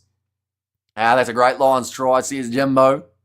With a quick tap taken by Ben White and then just straight through defensive error. Love to see AJ Lamb and Satutu to move forward for their rugby. Says Tio here. Or Tioa, I should say, sorry. I'm calling it a night, says Jake. And hurling final is next weekend, says Ryan. Hamish, will you bring back the Kiwi Lads reaction channel? Enjoyed those videos? You'd have to say enjoyed that video because we only did one, which was the Richie Moonga compilation.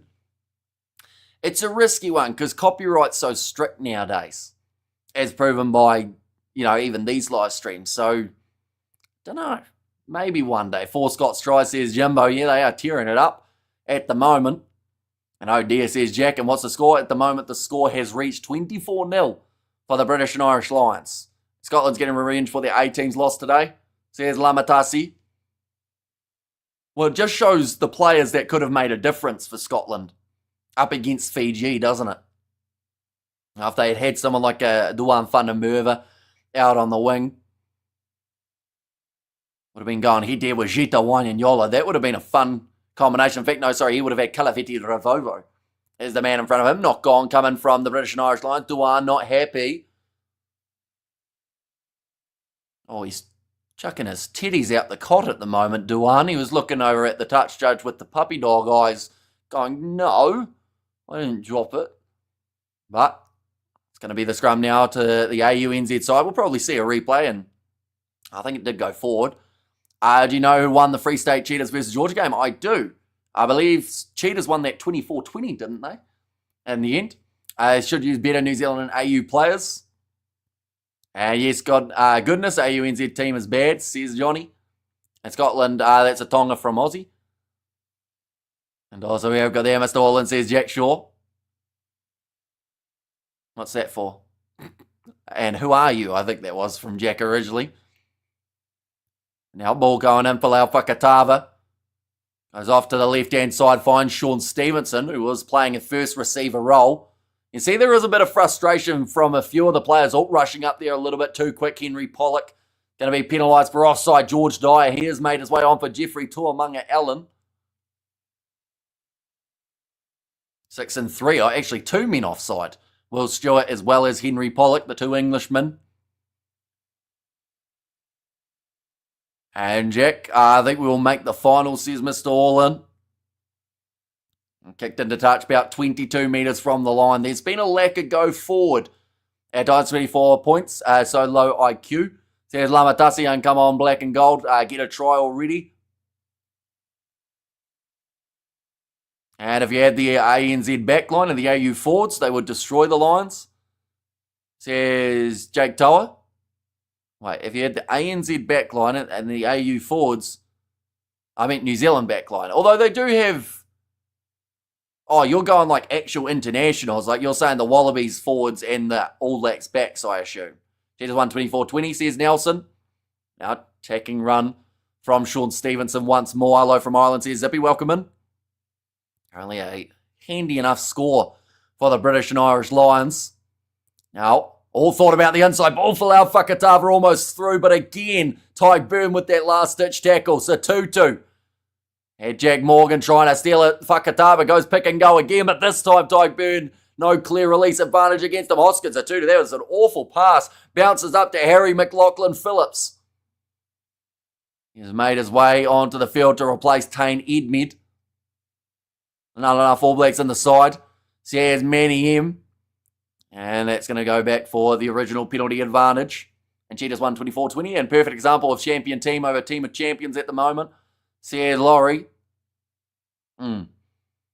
But also, I feel like it's the perfect example of, like, to be honest, sometimes I don't think the Barbarians get enough credit for what they're able to do. Because in some of their close games that they've had in the past, being thrown together like this AUNZ side have experienced. Like they said, they only really got to know each other on about Tuesday And then from there, you've got to try and work out set pieces. You've got to work out pods, defensive structures. And it just is hard work up against a side that have had that feeling out process already. Had it a few weeks ago. That game up against Argentina, it certainly gave a reality check. And from there, they have got stronger. David Harvey, I forgot he was on the field. But he gets his first touch in about 35 minutes. Kurt Eklund carries forward the Blues number 2. Now, Lukan Salakai, he's probably played himself into a Wallabies jersey, to be honest, the way that he's been going in this match. Sean Stevenson trying to sneak through, but again, Pollock and Burner ready for him. Can the Baby Blacks beat France? It's going to be tough. That game, France are playing some pretty good rugby at the moment in the under-20s. New Zealand, they can have their moments. So they'll have to put together a really strong 80 to be able to beat them now. Harry McLaughlin-Phillips goes across to Tainui, short ball, finds Pete Samu, almost through again, the last-ditch tackle from Duan Whanamurva. Tainui, short side chance, but Jock Campbell cuts back in. Ben Earl, bit of a counter-ruck cleaned out by Angus Blythe. 2-man tackle on Havili, but it was obstruction because he didn't get the ball. And the penalty goes the way of the British and Irish Lions. Havili's day goes from bad to worse. As sadly for him, not to be harsh, but it's going to sound I can't think of unfortunately, one good thing that he has done throughout this game. Maybe he's made a couple tackles that have gone under the radar, but in terms of everything else, we saw some poor kicking decisions earlier on. We saw him kick it out on the full, which led to the first try for the Lions. This Invitational would only get stronger in the future. I think they'd get stronger if they had 3 or 4 games together rather than just a one-off match. 27 degrees Celsius in Scotland. I'm melting faster than the Wicked Witch of the West. Says Carmack and Owen Farrell time. He will make his way onto the field for another British and Irish Lions tour. He comes on for Hugh Jones. Why are they doing that? So Farrell's going to be playing, I assume, as the 12, and maybe they're moving Sione Tuipilotu to 13. I think, anyway. New Zealand and Irish teams, since they are 80% Kiwis. Says Jake Tyler, there's going to be the penalty now going the way of the British and Irish Lions. Shannon Frizzell closing the gap at line-out time. I watched that 10-minute compilation of Farrell's awful tackle technique at least once a month, says Freshman. I've been a Lions fan. This game actually worried me more than the others. Yeah, I think heading into this match, people felt it would be the closest game for the British and Irish Lions. I was optimistic, but once again, a little bit similar to the Barbars up against South Africa, it makes sense, the scoreline. Now, Alt trying to steal that one was Lukan Salakai. A lot of awkward landing for James Ryan. Ringrose is injured, so Jones needs protected. He starts next week, says Andy. How serious is Ringrose's injury? I haven't actually heard an update about what he's dealing with at the moment. But now, 30 minutes remaining in this fixture. Now, I will be completely honest, and it's not going to be a popular call at all. Hasn't lived up to expectations at this point in time, I will say. It just, it seems like we haven't hit full stride. It's been a very good game from the British and Irish Lions, though. They have controlled the match, and I feel like that's more down to ANZ not being able to get back into the game because, the Lions, they scored the early tries. They did what they needed to. Now, they've been in a bit of cruise control up until that last try. Now going down, and it's going to be another reset. Hey, Shannon Frizzell playing, he is in the number 6 jersey. And also, if this ANZ team had one hit out, this game would have been closer. Says Hanoi. Hamish, if you do the haka, I'll do $200 super chat. Says Jake Tyler. The thing is, though, a few other people, I think, are already sleeping. But also, you'd have to do it beforehand. Because we've once cracked an egg on our head and someone was like, oh, I wasn't actually going to donate. I don't have any money. Meanwhile, I'm sitting here covered in egg going, oh, well, that's nice. I mean, if they miss their chances for All Blacks and Wallabies, that is, and Frizzell is playing out on bail, says Jake. And the high latter, says Lamatasi. And now, ready for another scrum. Is Frizzell Tongan or Samoan background? I think Tongan, but I could actually be wrong. Not 100% sure, actually. I might be thinking of someone else. I might be thinking of Fafita for the Tongan side of things. Oh well, up the wires. Says God's Zone there. Frizzell is Tongan, says Laurie. And yes, New Zealand provide most players for Manu Samoa. Kalitahi. They rely on New Zealand to supply players. New Zealand must have most international players in the world. But now, David Arveli passes it behind to Tane Edmed. Trying to find his way through, but Owen Farrell makes the tackle on him. Fakatava back across to Josh Fusitua. He's Tongan. I saw him, says Jake. And Frizzell is a Mexican. Says Lamatasi, my mate is in the pub in Edinburgh and said the whole place booed when Owen Farrell came on. Well, it was a bit similar to what we saw, I think it was last week, wasn't it? Oh, nice hands from Owen Farrell. Gives it off to Henry Pollock on the outside. Controls it. Just throws the pass forward, though. Cleaned up by Harry McLaughlin-Phillips. But yeah, in Australia, we saw Duan Fundermerva not listening to the referee there. Almost got himself penalised. But Duan's trying to fight everyone. I think Angus Blythe was going down to tie his shoelace, and Duan kind of flinched at him as if to say, you want to try and throw something. But yeah, I do think that Owen Farrell was very much a mixed reception kind of bloke. You know, we saw that in Australia. But yeah, great skills from Henry Pollock just to try and knock it back. Watching from South Wales, you says Rock Your Tune, or Rock the Tune. Duhan and Angry Goose says Hanoi, another silly Pollock pin. He's given away a few in this match, hasn't he? I think that's about 3 now against him. And the UK says Rock the Tune there too. And now, Ben Earl, cross to Henry Pollock, passes one more, Ben White. Going back though, what's this for? Forward pass is the call. So the Lions have been on the verge a few times of being able to get that next try. But the error's just starting to creep in. 8 from the Lions in this game. Really showing why he isn't an AB. Yeah, he hasn't had the best showing out there on the field. I think that there are a couple other guys who were in All Blacks contention that possibly have played themselves out of it from this game too. And of course, it's a very different type of game. So there, Henry Pollock just resting his head on Kurt Eklund's shoulder when that one was called as forward. And now forward pass, come on Pollock, get it together, says Jimbo. I'm watching Brumbies and Wolverhampton in England, says Neil. Looks like Pierre Schorman's taking a bit of a cut under the eye. It will be all right to continue. Don't lie down, ANZAC, says Shane. It would be nice to see them score 1 try from this fixture, but that is looking further and further away at the moment. Is it just me, or do the Australian New Zealand players don't care? Says Xavier. I don't know if it's that they don't care, but it's just they can't get into this game. Every time that they almost get there, the British and Irish Lions either get a turnover or force a handling error. David Arveli kicking downfield.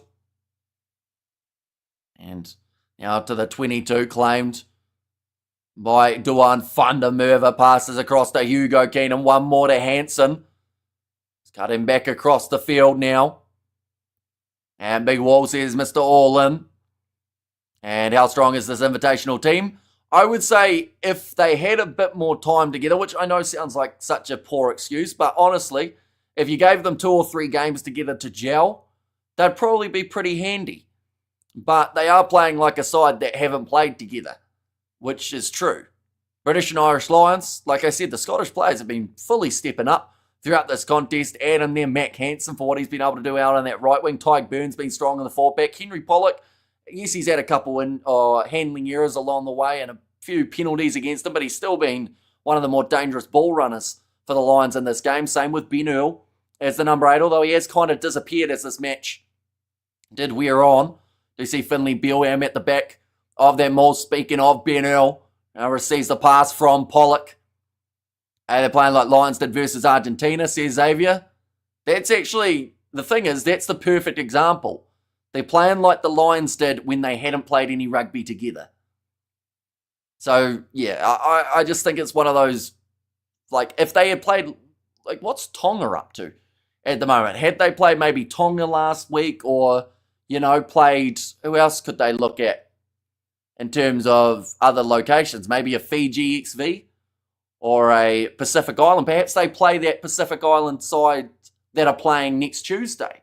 Have these two sides play each other as a warm-up so that they're, a bit closer to competitive. Waikato Mo'unga be in the squad because he's got a broken hand.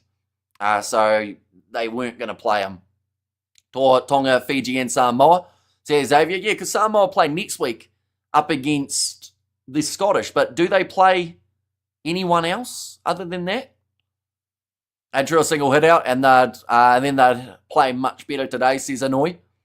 Kalani Thomas just calling his shots at the moment for the scrum that has taken place 30 metres out from the ANZAC 15's line. And it is a big push, advantage now. No. Wait. That sounded like a knock-on whistle blow, but it was actually a penalty whistle blow against Finley Bealham.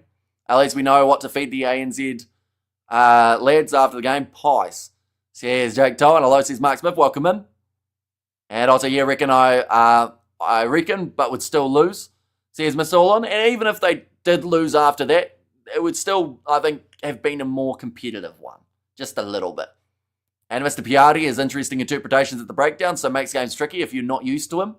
And why they're getting whipped, says Blue Sailor, they are playing not very well at the moment. The ANZAC XV. Both sides actually not giving away a huge amount of penalties throughout the first half. As a full house, it looked relatively close to full. Kurt Eklund throwed it into Lukan Salakai Lotto. Now, that is a guy that has thoroughly stepped up in this game. And if he was named in the Wallabies as an injury replacement, I would not be surprised one bit. Holy smokes, I just realised the Lions eat pies. It's where they came from. Says Jake Toa. The Barbarians aren't expected to win, but just to give the opportunity a run out, or opposition a run out. Yeah. And this will be a handy enough run out, because I think we're finding some new combinations for the British and Irish Lions. Can't believe Argentina is being so disrespected. The British and Irish Lions only played scrubs thus far. They haven't played any competitive opposition. Says Katzenel. Who disrespected Argentina, though? But now, ready to go for this for this kick, Marcus Smith. Problem with Havili plays well when when leading, but I think Razor tested him to see him under pressure, says Laurie. And any Lions force their way in for next week. It's a tricky one because, the likes of a Pollock and an Earl are probably going to be thereabouts, depending on where they play Tyke Byrne. If Tyke Byrne's playing 6, then they might leave Pollock out, or they might even put him at 7 rather than Jack Morgan, who's been a bit more quiet in this game. But it's whether or not you can afford those handling errors and whatnot that we've seen from Pollock just in this contest, alongside those silly penalties. But if they're willing to use that for the X factor, maybe he will be in there. Then you've got to look at the backs. I'd say Hugh Jones has played himself in, but then they've got Ringrose, who, once he returns, they may go back to. We have got there, this is the worst I've ever seen Havili play. See how he's dime till death. We have got there, you look stupid with that mustache. Well, I'd rather look stupid with the mustache than stupid without it, because then I got nothing left, do I? And seems some of the Falkland Islanders aren't too keen on the Argentines. And by Havili, says Shane, and Havili reminds me of my ex. Needs self-confidence and reassurance to perform well, says Jake. Now line out throw for the Lions again, sitting about 12 metres out from the try line. Another chance to just add those extra few points.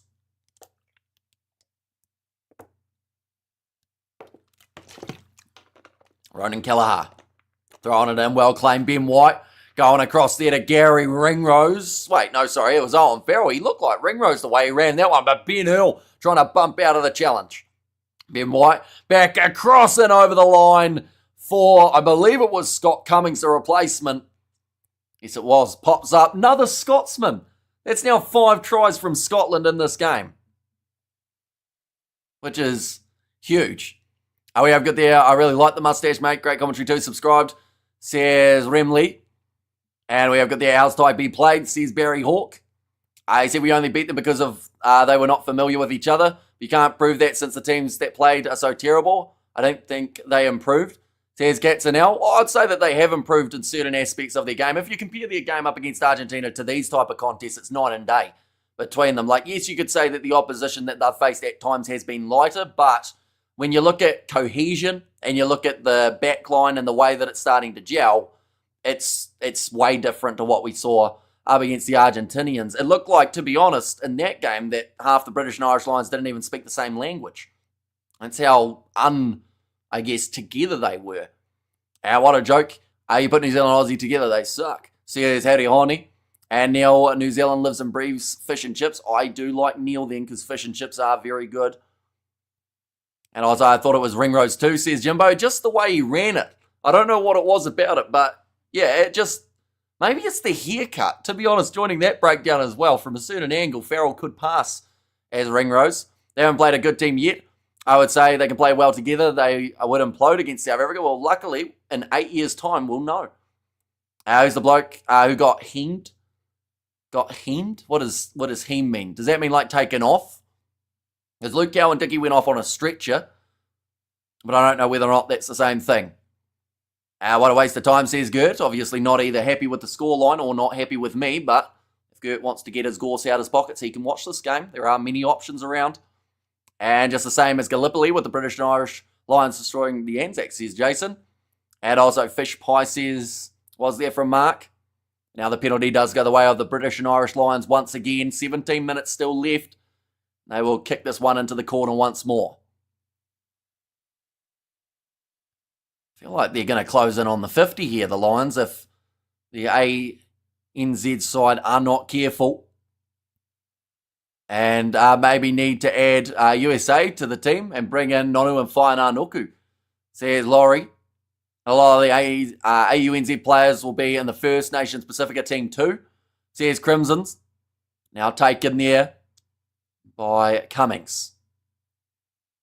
And the Crimson, they have to be eligible, says Hanoi. Pollock trying too hard, says Cal Mack. Now Mack hands a nice ball. Hugo Keenan slings it on one more. Dua Fundamerva will get the hat-trick out on the wing. Another Scotsman scores another try. 6 tries, 6 Scotland players. Having an absolute field day. How many Scottish players were in the starting lineup? I think it's like 5, maybe 6. But that's how many tries we've seen from them. 5 tries would have sank Fiji. Says Shane, another Scottish try. Says Cal Mack and Lions attack starting to show some feral shape. Love the mustache, Hamish. You don't need ID to get into bars anymore, says Jake. This was just a nice backline. Owen Farrell with the sling and pass out to Hansen and then playing it on one more from Hugo Keenan. To get another one. A great Scottish surname. Says the Mr. Reindeer and she's Scotland be proud. Says God's own. Well, my prediction has been blown out of the water, says David. And Lions play Fiji, please, says Nix. A good finish from Fundamerva. Picks up the hat-trick. That's first hat-trick of this British and Irish Lions tour, I think. Marcus Smith hits the post and hasn't able to add the extra 2, making the score 36 points to 0 after 65 minutes. 4 Scots starting and 1 from the bench, says Simon. So you got Duan Fundamerva, Sione Tuipulotu, Hugh Jones, Ben White, and Pierce Skurman in the starting side. And then it must just be, it's an awkward one in the air. And the penalty now, double blow of the whistle. Is Shannon Frizzell going to the bin now?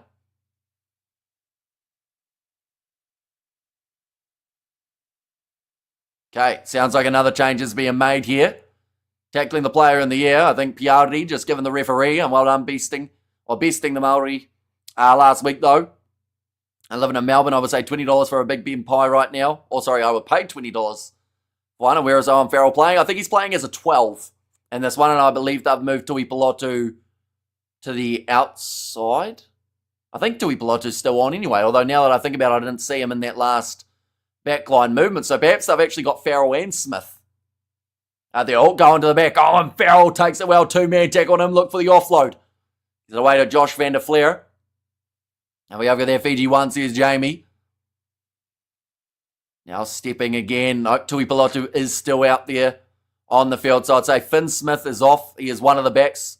And then Owen Farrell came on for Hugh Jones. And living in Melbourne. Oh no, I read that one. And do we know if the Pacific countries have a Rugby Championship Six Nations style tournament? I'm curious because if not, they should seriously up their game. They did play it the last year. And also the year before that, they had the Pacific Nations Cup. So they've had 2 competitions so far. Or in fact, no, I think they're up to about their 4th But yeah, it is happening this season as well. Fiji will play Samoa and Tonga. Japan will play the USA and Canada. And then the winner of both of those groups go head-to-head with each other. Watch first half in the gym, 30 degrees here. Pretty warm by the sounds of it. I get my pies dirt cheap from Palmerston at the bakery, says Jason. Now Kalani Thomas. Oh, that's an ugly one for Josh Fusitua. His knee might be gone. I think he ended up wrong place, wrong time, and he is struggling to get back up to his feet. He's trying to limp it off. It's not a nice landing for him. Bit of an unfair advantage. The Lions having all these nice warm-up matches to face on Aussie side, who still needs to gel, says Roger. Yeah, it was always going to be a bit of an uphill battle, and maybe that was underestimated in some people's prediction of this game. I know even on the betting odds, they had $3 underdogs as Australia NZ, whereas with a scoreline like this, they would be regarded as probably about $15 underdogs heading into the match. We have got their Lions beat Australia 3-0. Anyone disagree, Hamish? They have no chance, in my opinion, says Jack. The way that they played up against the Fijians was pretty rough. But then that could be the same as what we've said for a majority of these teams, that the one game under the belt is something that you drastically need. Now, Marcus Smith, beautiful hands from the Lions backline out to Duhan Whanamurva. He's already got himself the 3 tries in this contest. AB's going to run riot and claim the Grand Slam, says Inkies. Another penalty goes the way of the Lions and off the feet from AUNZ. And also we have got their, what was the point difference in the Fiji game? 15. So they didn't get the extra boost that would have knocked Scotland down to 9th on the table and Fiji up to 8th. Now, this one goes into touch. Penalties conceded up to 10 now against the AUNZ team, and the best pie going as a steak and kidney with Tom Sauce after a few beers. And could have basically sent the Reds to play the Lions, says here, and the game shows how superior New Zealand coaching structures are. Most of that team have played well in it. Then they go to Australia and look average, says Dub. Now back across, Owen Farrell tries the grubber. Tane Emma was back there covering, but the advantage, and now I believe Shannon Frizzell will find himself in the bin. He's given away a few too many penalties throughout this one. Howdy H, will you show the Springboks game later on what time, says Juan Pierre Bosch, so we will be doing it. It is starting that live stream anyway. It is going to be in 2 hours, 20 minutes time. So we will have an hour build-up, but the match itself starts in about 3 hours, 30. And also I'm spending my time watching New Zealand eating tours. And I really myself to sleep. Oh, that's another try in the corner. This time it looks like Ronan Kelleher. He breaks the trend. Now up to 36 points already at this point in time. Add an extra 7 or 5. They're getting closer to that 50 mark. Cheeseburger pie, says Cody. And this is getting embarrassing. Damn Aussie, says God's Own. And with Owen Farrell, or was Owen Farrell off the bench? He was, and he has actually made quite a big impact for them there. And South Africa under-20s would beat would beat Australia men. They did. Although I assume you're talking about the men's side, but of course this isn't the men's team. It's an Australian Invitational with New Zealand players in there too. Should they all retire after this embarrassment, says Hanoi? And the kicking has been, or hasn't been good today, only a 50% success rate, says George. And that's South Africa under-20s blindside flanker looks a mensch. I assume you're talking about Klakane, I should say, sorry. Misses away to the side for Marcus Smith again. Just tuned in, obviously, the Aussie NZ mix don't gel well together. Maybe there is a reason that they haven't done it for 38 years. And maybe they won't do it for another 38 more. Where the other side have gone. Thanks for the pie stream, Hamish. Says Jason, and Fozzie doing awesome, says Blues Nate. An easy dub for the Lions, very shocking, but the kick unsuccessful, so 41-0. We're going to see the biggest one-sided game of the British and Irish Lions tour up till date. And also, we have got there South Africa under-20s would beat Springboks A team. So here's 9HT. And also, this team will not be revived in 4 years. Now rolling it back again. When was the last time the AUNZ backline actually had an attack? I honestly can't think of one in the last probably 10 minutes at least. It's just been all British and Irish Lions. And penalty after penalty. Who scored the first try? First try of the match was Duhan Whanamurva. Now again, rolling this one back. To use it. Kicking downfield. Right. Attack now. Harry McLaughlin-Phillips shuts down any chance of a backline movement as he was a little bit too indecisive. Now Salakai Lotto fends off one and Callahan and eventually is dragged down. Kalani Thomas goes off to Matt Phillip. Don't know why they got rid of Georgie Pie and KFC. But now Kalani Thomas still moving forward. And we have got there, so when does the great comeback begin? I think not this game. I think currently with 8.5 minutes remaining, the full-time whistle's probably the one that we're going to see sooner. David Havili fends off Pollock, gets through another. Creates a little bit of space here, David Havili, breaking through 3 tackles in the process. Now Kalani Thomas goes short side, pops the ball up to Josh Fusitua, the big prop. Now offloaded one more. Nani Laumape goes across the die. That looked close to forward. Out to Sean Stevenson, who runs out of space and he's in touch. And now the Lions will get another line out. That's why we shouldn't do this in 2029. Says Kiwi Rob. What are Ireland and Scotland? Would an Ireland and Scotland England combined B team be beat this bad by Southern Hemisphere Lions team? Says Ryan. Ireland and Scotland England combined B team be beat this bad by Southern Hemisphere Lions? Depends on who's in that Lions team and how many warm-up games they have beforehand. Because I would say if you give a Southern Hemisphere Lions side a chance to play matches beforehand, maybe we could see it go a little bit one-sided like this one. But it's very hard to tell because is it the first match that they're playing or is it their last? Now Jack Morgan cross now to Josh van der Flair. Now 7 minutes remaining, 3 from 7 from the conversions, which is pretty poor. And also would the ANZ team lose to the Highlanders? Now let's not go crazy. And who scored the first try today? Duan Fundamerva once again was the first try scorer. Bring Fiji in, they'll tame the Lions with 1 drop. The pie talk is still going on in the chat, I do see. Now, ready to throw this one in. Can someone please tell me who scored the first try, please? Duan Fundamerva was the first try scorer. Now 6.5 minutes. Tane Edmed kicking it downfield. Fundamerva is his blitz. This is where we find out he's actually got it on mute and he's only reading the chat. Leeds would be relegated, or will be relegated, says Mark. And the Lions, ball in their hands again, 6 minutes remaining. In this contest, Mac Hansen almost through, but ankle tapped by David Havili. He scored opening try, please. And Duan Fundamerva and 2 later too. Says Rory, another offload attempt there from Jock Campbell. Knock on from Josh Fusitua back on the side. Of the Lions. At the end of the day, they still getting paid, says Arthur. And most people would get very sick if they swam in the Ganges River, says God's Zone. And also, we have got there about the Lions should have put another 3 or 4 tries on this team. Yeah, although they'd still be happy with with 41. Now, carry meters 408 compared to the 210 that we've seen of AUNZ. AUNZ only tackling at 73% throughout this one. Now overthrown. David Havili trying to find his way through, but once again, Josh van der Flair was ready to make the tackle. Hamish, you have earned your pint of cold beer for the day, says Manny M. And of course, we have got another live stream just around the corner. That one will be between South Africa and Italy.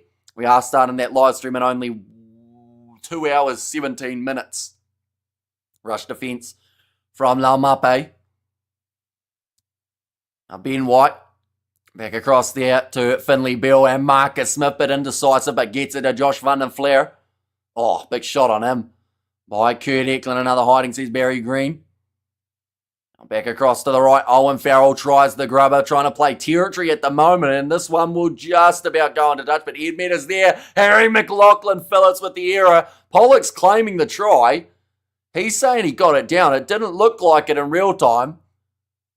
I felt the ball, I think he just said to one of his teammates. Pass the ball, I'm up, says Floyd Kingy. And Bradley Marpi and Savi are teaming up. Would have been elite. Right. So Harry McLaughlin Phillips, I think he got the first. Oh, that's a Pollock hand in the middle there, in fact. He might be right. Oh, well, he's grounded it, but then Harry McLaughlin Phillips does also have the hand on the ball. So what does this count as? Does that count as downwards? Who does that count as downward pressure for? I think it's going to be simultaneous. Oh no, it's a try for Henry Pollock, who does his pulse celebration. And try, says Jamie. And then good to see another, or someone other than Scott scoring try, says Calmac. Yeah, all we need now is Jack Morgan to score, and then every nation has once again got one. Yeah, Pollock was confident from the get-go. Where's all the likes and subscribe, says Shana. That's why Lamape got booted from the All Blacks. Doesn't pass, says Floyd Kingy. And also Barry. Lol, says Mark. What did Barry say? You would think if Australia and New Zealand come together, they would beat them. Was never the case. Lol. Said Barry. Yeah, but circumstantial. Just a little bit. I will be honest, I don't think many people saw them getting a beating like this. But it's been impressive. And we have got there, AS Kidwell has all the tools to prosper. Is it hot in New Zealand? Not really, no. We're in a chillier stage. And Damn Lions try and AUNZ tried. Yeah, that's as close as AUNZ have got to scoring a try. Unfortunately, it was in their own own goal area. I hope that's a knock on from Kalani Thomas. First by red, second by gold. So they will have one attack here. 3.5 minutes. LOL stands for laugh out loud. Yep, it sure does. Now 2 minutes remaining of that Shannon Frizzell yellow card. Shame on Foster, says Manny M. and bummer of a result for the British and Irish Lions haters, especially as no Lions got crocked. And Owen Farrell thoroughly justified his call-up. Gutted for you. A great game for the British and Irish Lions supported. Says Kuno Wick. Yeah, I mean, Farrell, he's had a pretty solid showing in this contest, but there will still be the ones who say that he shouldn't have been picked. But I do think that from what we've seen here, he's got the composure to be able to go well if he was given a chance in any of those tests. Just the 3 minutes left. 48-0 in this contest. The Lions have had some pretty one-sided affairs already throughout this tour. Just showing it here. Oh, not try, but a penalty in the scrum against the almost all Blues front row. As you see there, 54-7. That was their biggest margin.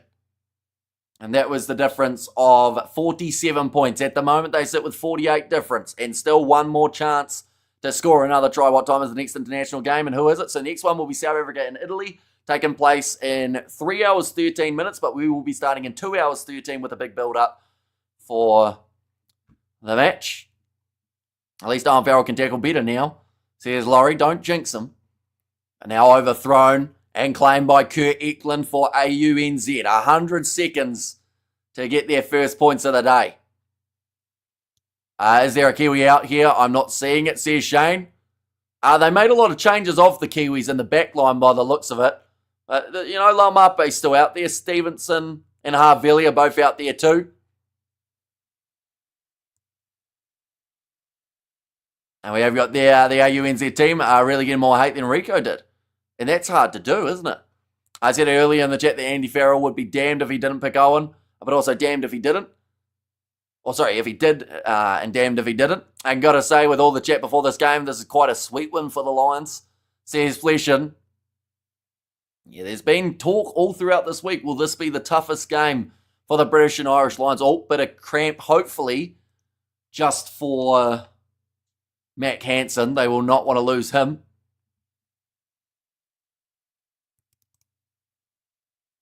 But now time has been turned off again. A bit more time. TMO. 17 gold. That is going to be Josh Fusitua. He gave away a lot of penalties throughout Super Rugby Pacific. Was one of the main reasons that he missed out on All Black selection. We're going to see the replay now, though. Jack Morgan over the ball. And, tips him over, dumps him on his head. Jack Morgan was fine with it by the looks of it, but it could have been quite a bad one. And off the work, lads. Enjoy the rest of the day. Box to score 60 points. And also that bagel is making me feel hungry.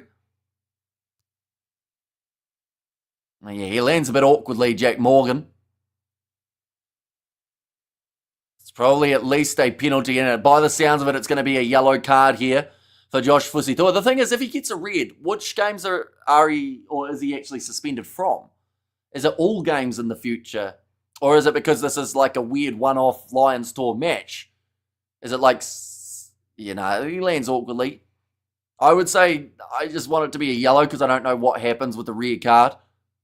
Are you going to cover the FIFA World Cup Club Cup final tomorrow? Well, sorry, it doesn't say tomorrow, but probably not, no. I don't even know who's in it. What time the next rugby, roughly, Hamish? 2 hours, 10 minutes is when we are starting, but 3 hours, 10 will be when the next game starts between South Africa and Italy. And Ralph liked the French game. Here's God's zone, so that's going to be an off-field review for Josh Fusitua. Will make his way off, and now just the 50 seconds left in the Lions. Again, we'll get last crack in this matchup. It's been, I'm sure, an experience for these two sides. One of them probably enjoying the experience a lot more. And the best ever result I've seen in a game since I was born, says Mr. Hallin. Suspended for the next 12 years. He can return, says Blues Note. Andy Farrell down on the sidelines congratulating a few of his players. In less than an hour, Owen Farrell proves data is wrong. Form comes and goes. Class is permanent and Farrell is class. Says Rimley. Kicked into the corner now. Sitting 10 minutes left on that yellow card. So that won't be a factor in this game. For the Lions, they need one more try or any form of points to get to that half century. Of course, we've seen many half-centuries scored at the Adelaide Oval. Not many on the rugby field. Sean Stevenson tries a cross kick to absolutely no one. And Jack Morgan carves through the gap now. So then 20 metres out. Offloaded up one more time. Marcus Smith. Cross to Farrell. Tui Pelotu shovels it on to Duan. He wasn't going on the outside. Now, off to the right-hand side for Alex Mitchell. Finds Pollock. 6 seconds remaining now. Jack Morgan, he seems like he's kind of woken up since getting dropped on his head. In the later stages of this game, Marcus Smith goes off to Mac Hansen, short ball to Tui Pelotu. The defence really scrambling now. Is there a big crowd? Decent crowd for this contest. This game was over before Farrell came on. Now getting closer. Cummings, couple metres out. Pick and go from Pierce Skurman, who's had to play the full 80 in this contest. Andrew Porter never given a chance in this match. Mac Hansen, wide cut out pass to Tui Pelotu. Drifting next to the sideline, flirting with danger. Now Mitchell, ball on the inside to Jack Morgan again. Mitchell. Pierce Skurman, that was big contact on that. Man, ball pops out. Kalani Thomas just out from his goal line. And they'll get over the ball there, the Lions. That will be the end of the game. 48-0 for the British and Irish Lions. We have got there, the game was over before Farrell came on. And we have got there the last chance for the Lions. They need to hit the 50 mark. Well, they come up just short, but I'm sure they won't be too worried about it. And got to give credit where it's due sometimes, however hard it is. Says God's zone. Yeah, the Lions, they played a very good game of rugby here. Tui Pelotu and Hugh Jones. Scottish pairing in the middle did look extremely strong. Duan Fundermerva getting the hat-trick to his name. Got also in that fullback. Pollock was busy. Ben Earl too. Be interested to see who they give man of the match to. Because Duan Fundermerva had the tries, but Mac Hansen did a lot. But he didn't get the points to kind of back it up, if that makes sense. How did Owen Farrell play? He actually looked really good in that kind of off the bench role. He looked composed. Did a couple kicks in behind, one of which did lead to the try of Henry Pollock. But honestly, he didn't look at all rattled for this contest. Pollock has been decent. Few mistakes from inexperience, but everyone learns. Says Cal Mack, and great job, thank you. Says Mr. Reindeer. And there as well.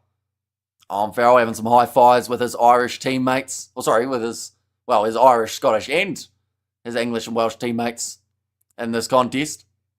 There's a conversation there with Marcus Smith too, and thanks for the stunning commentary, Hamish. We'll join you for the South African game, says Jan. And many thanks again, Hamish. And South African game will be same like this, but more, says Aloy.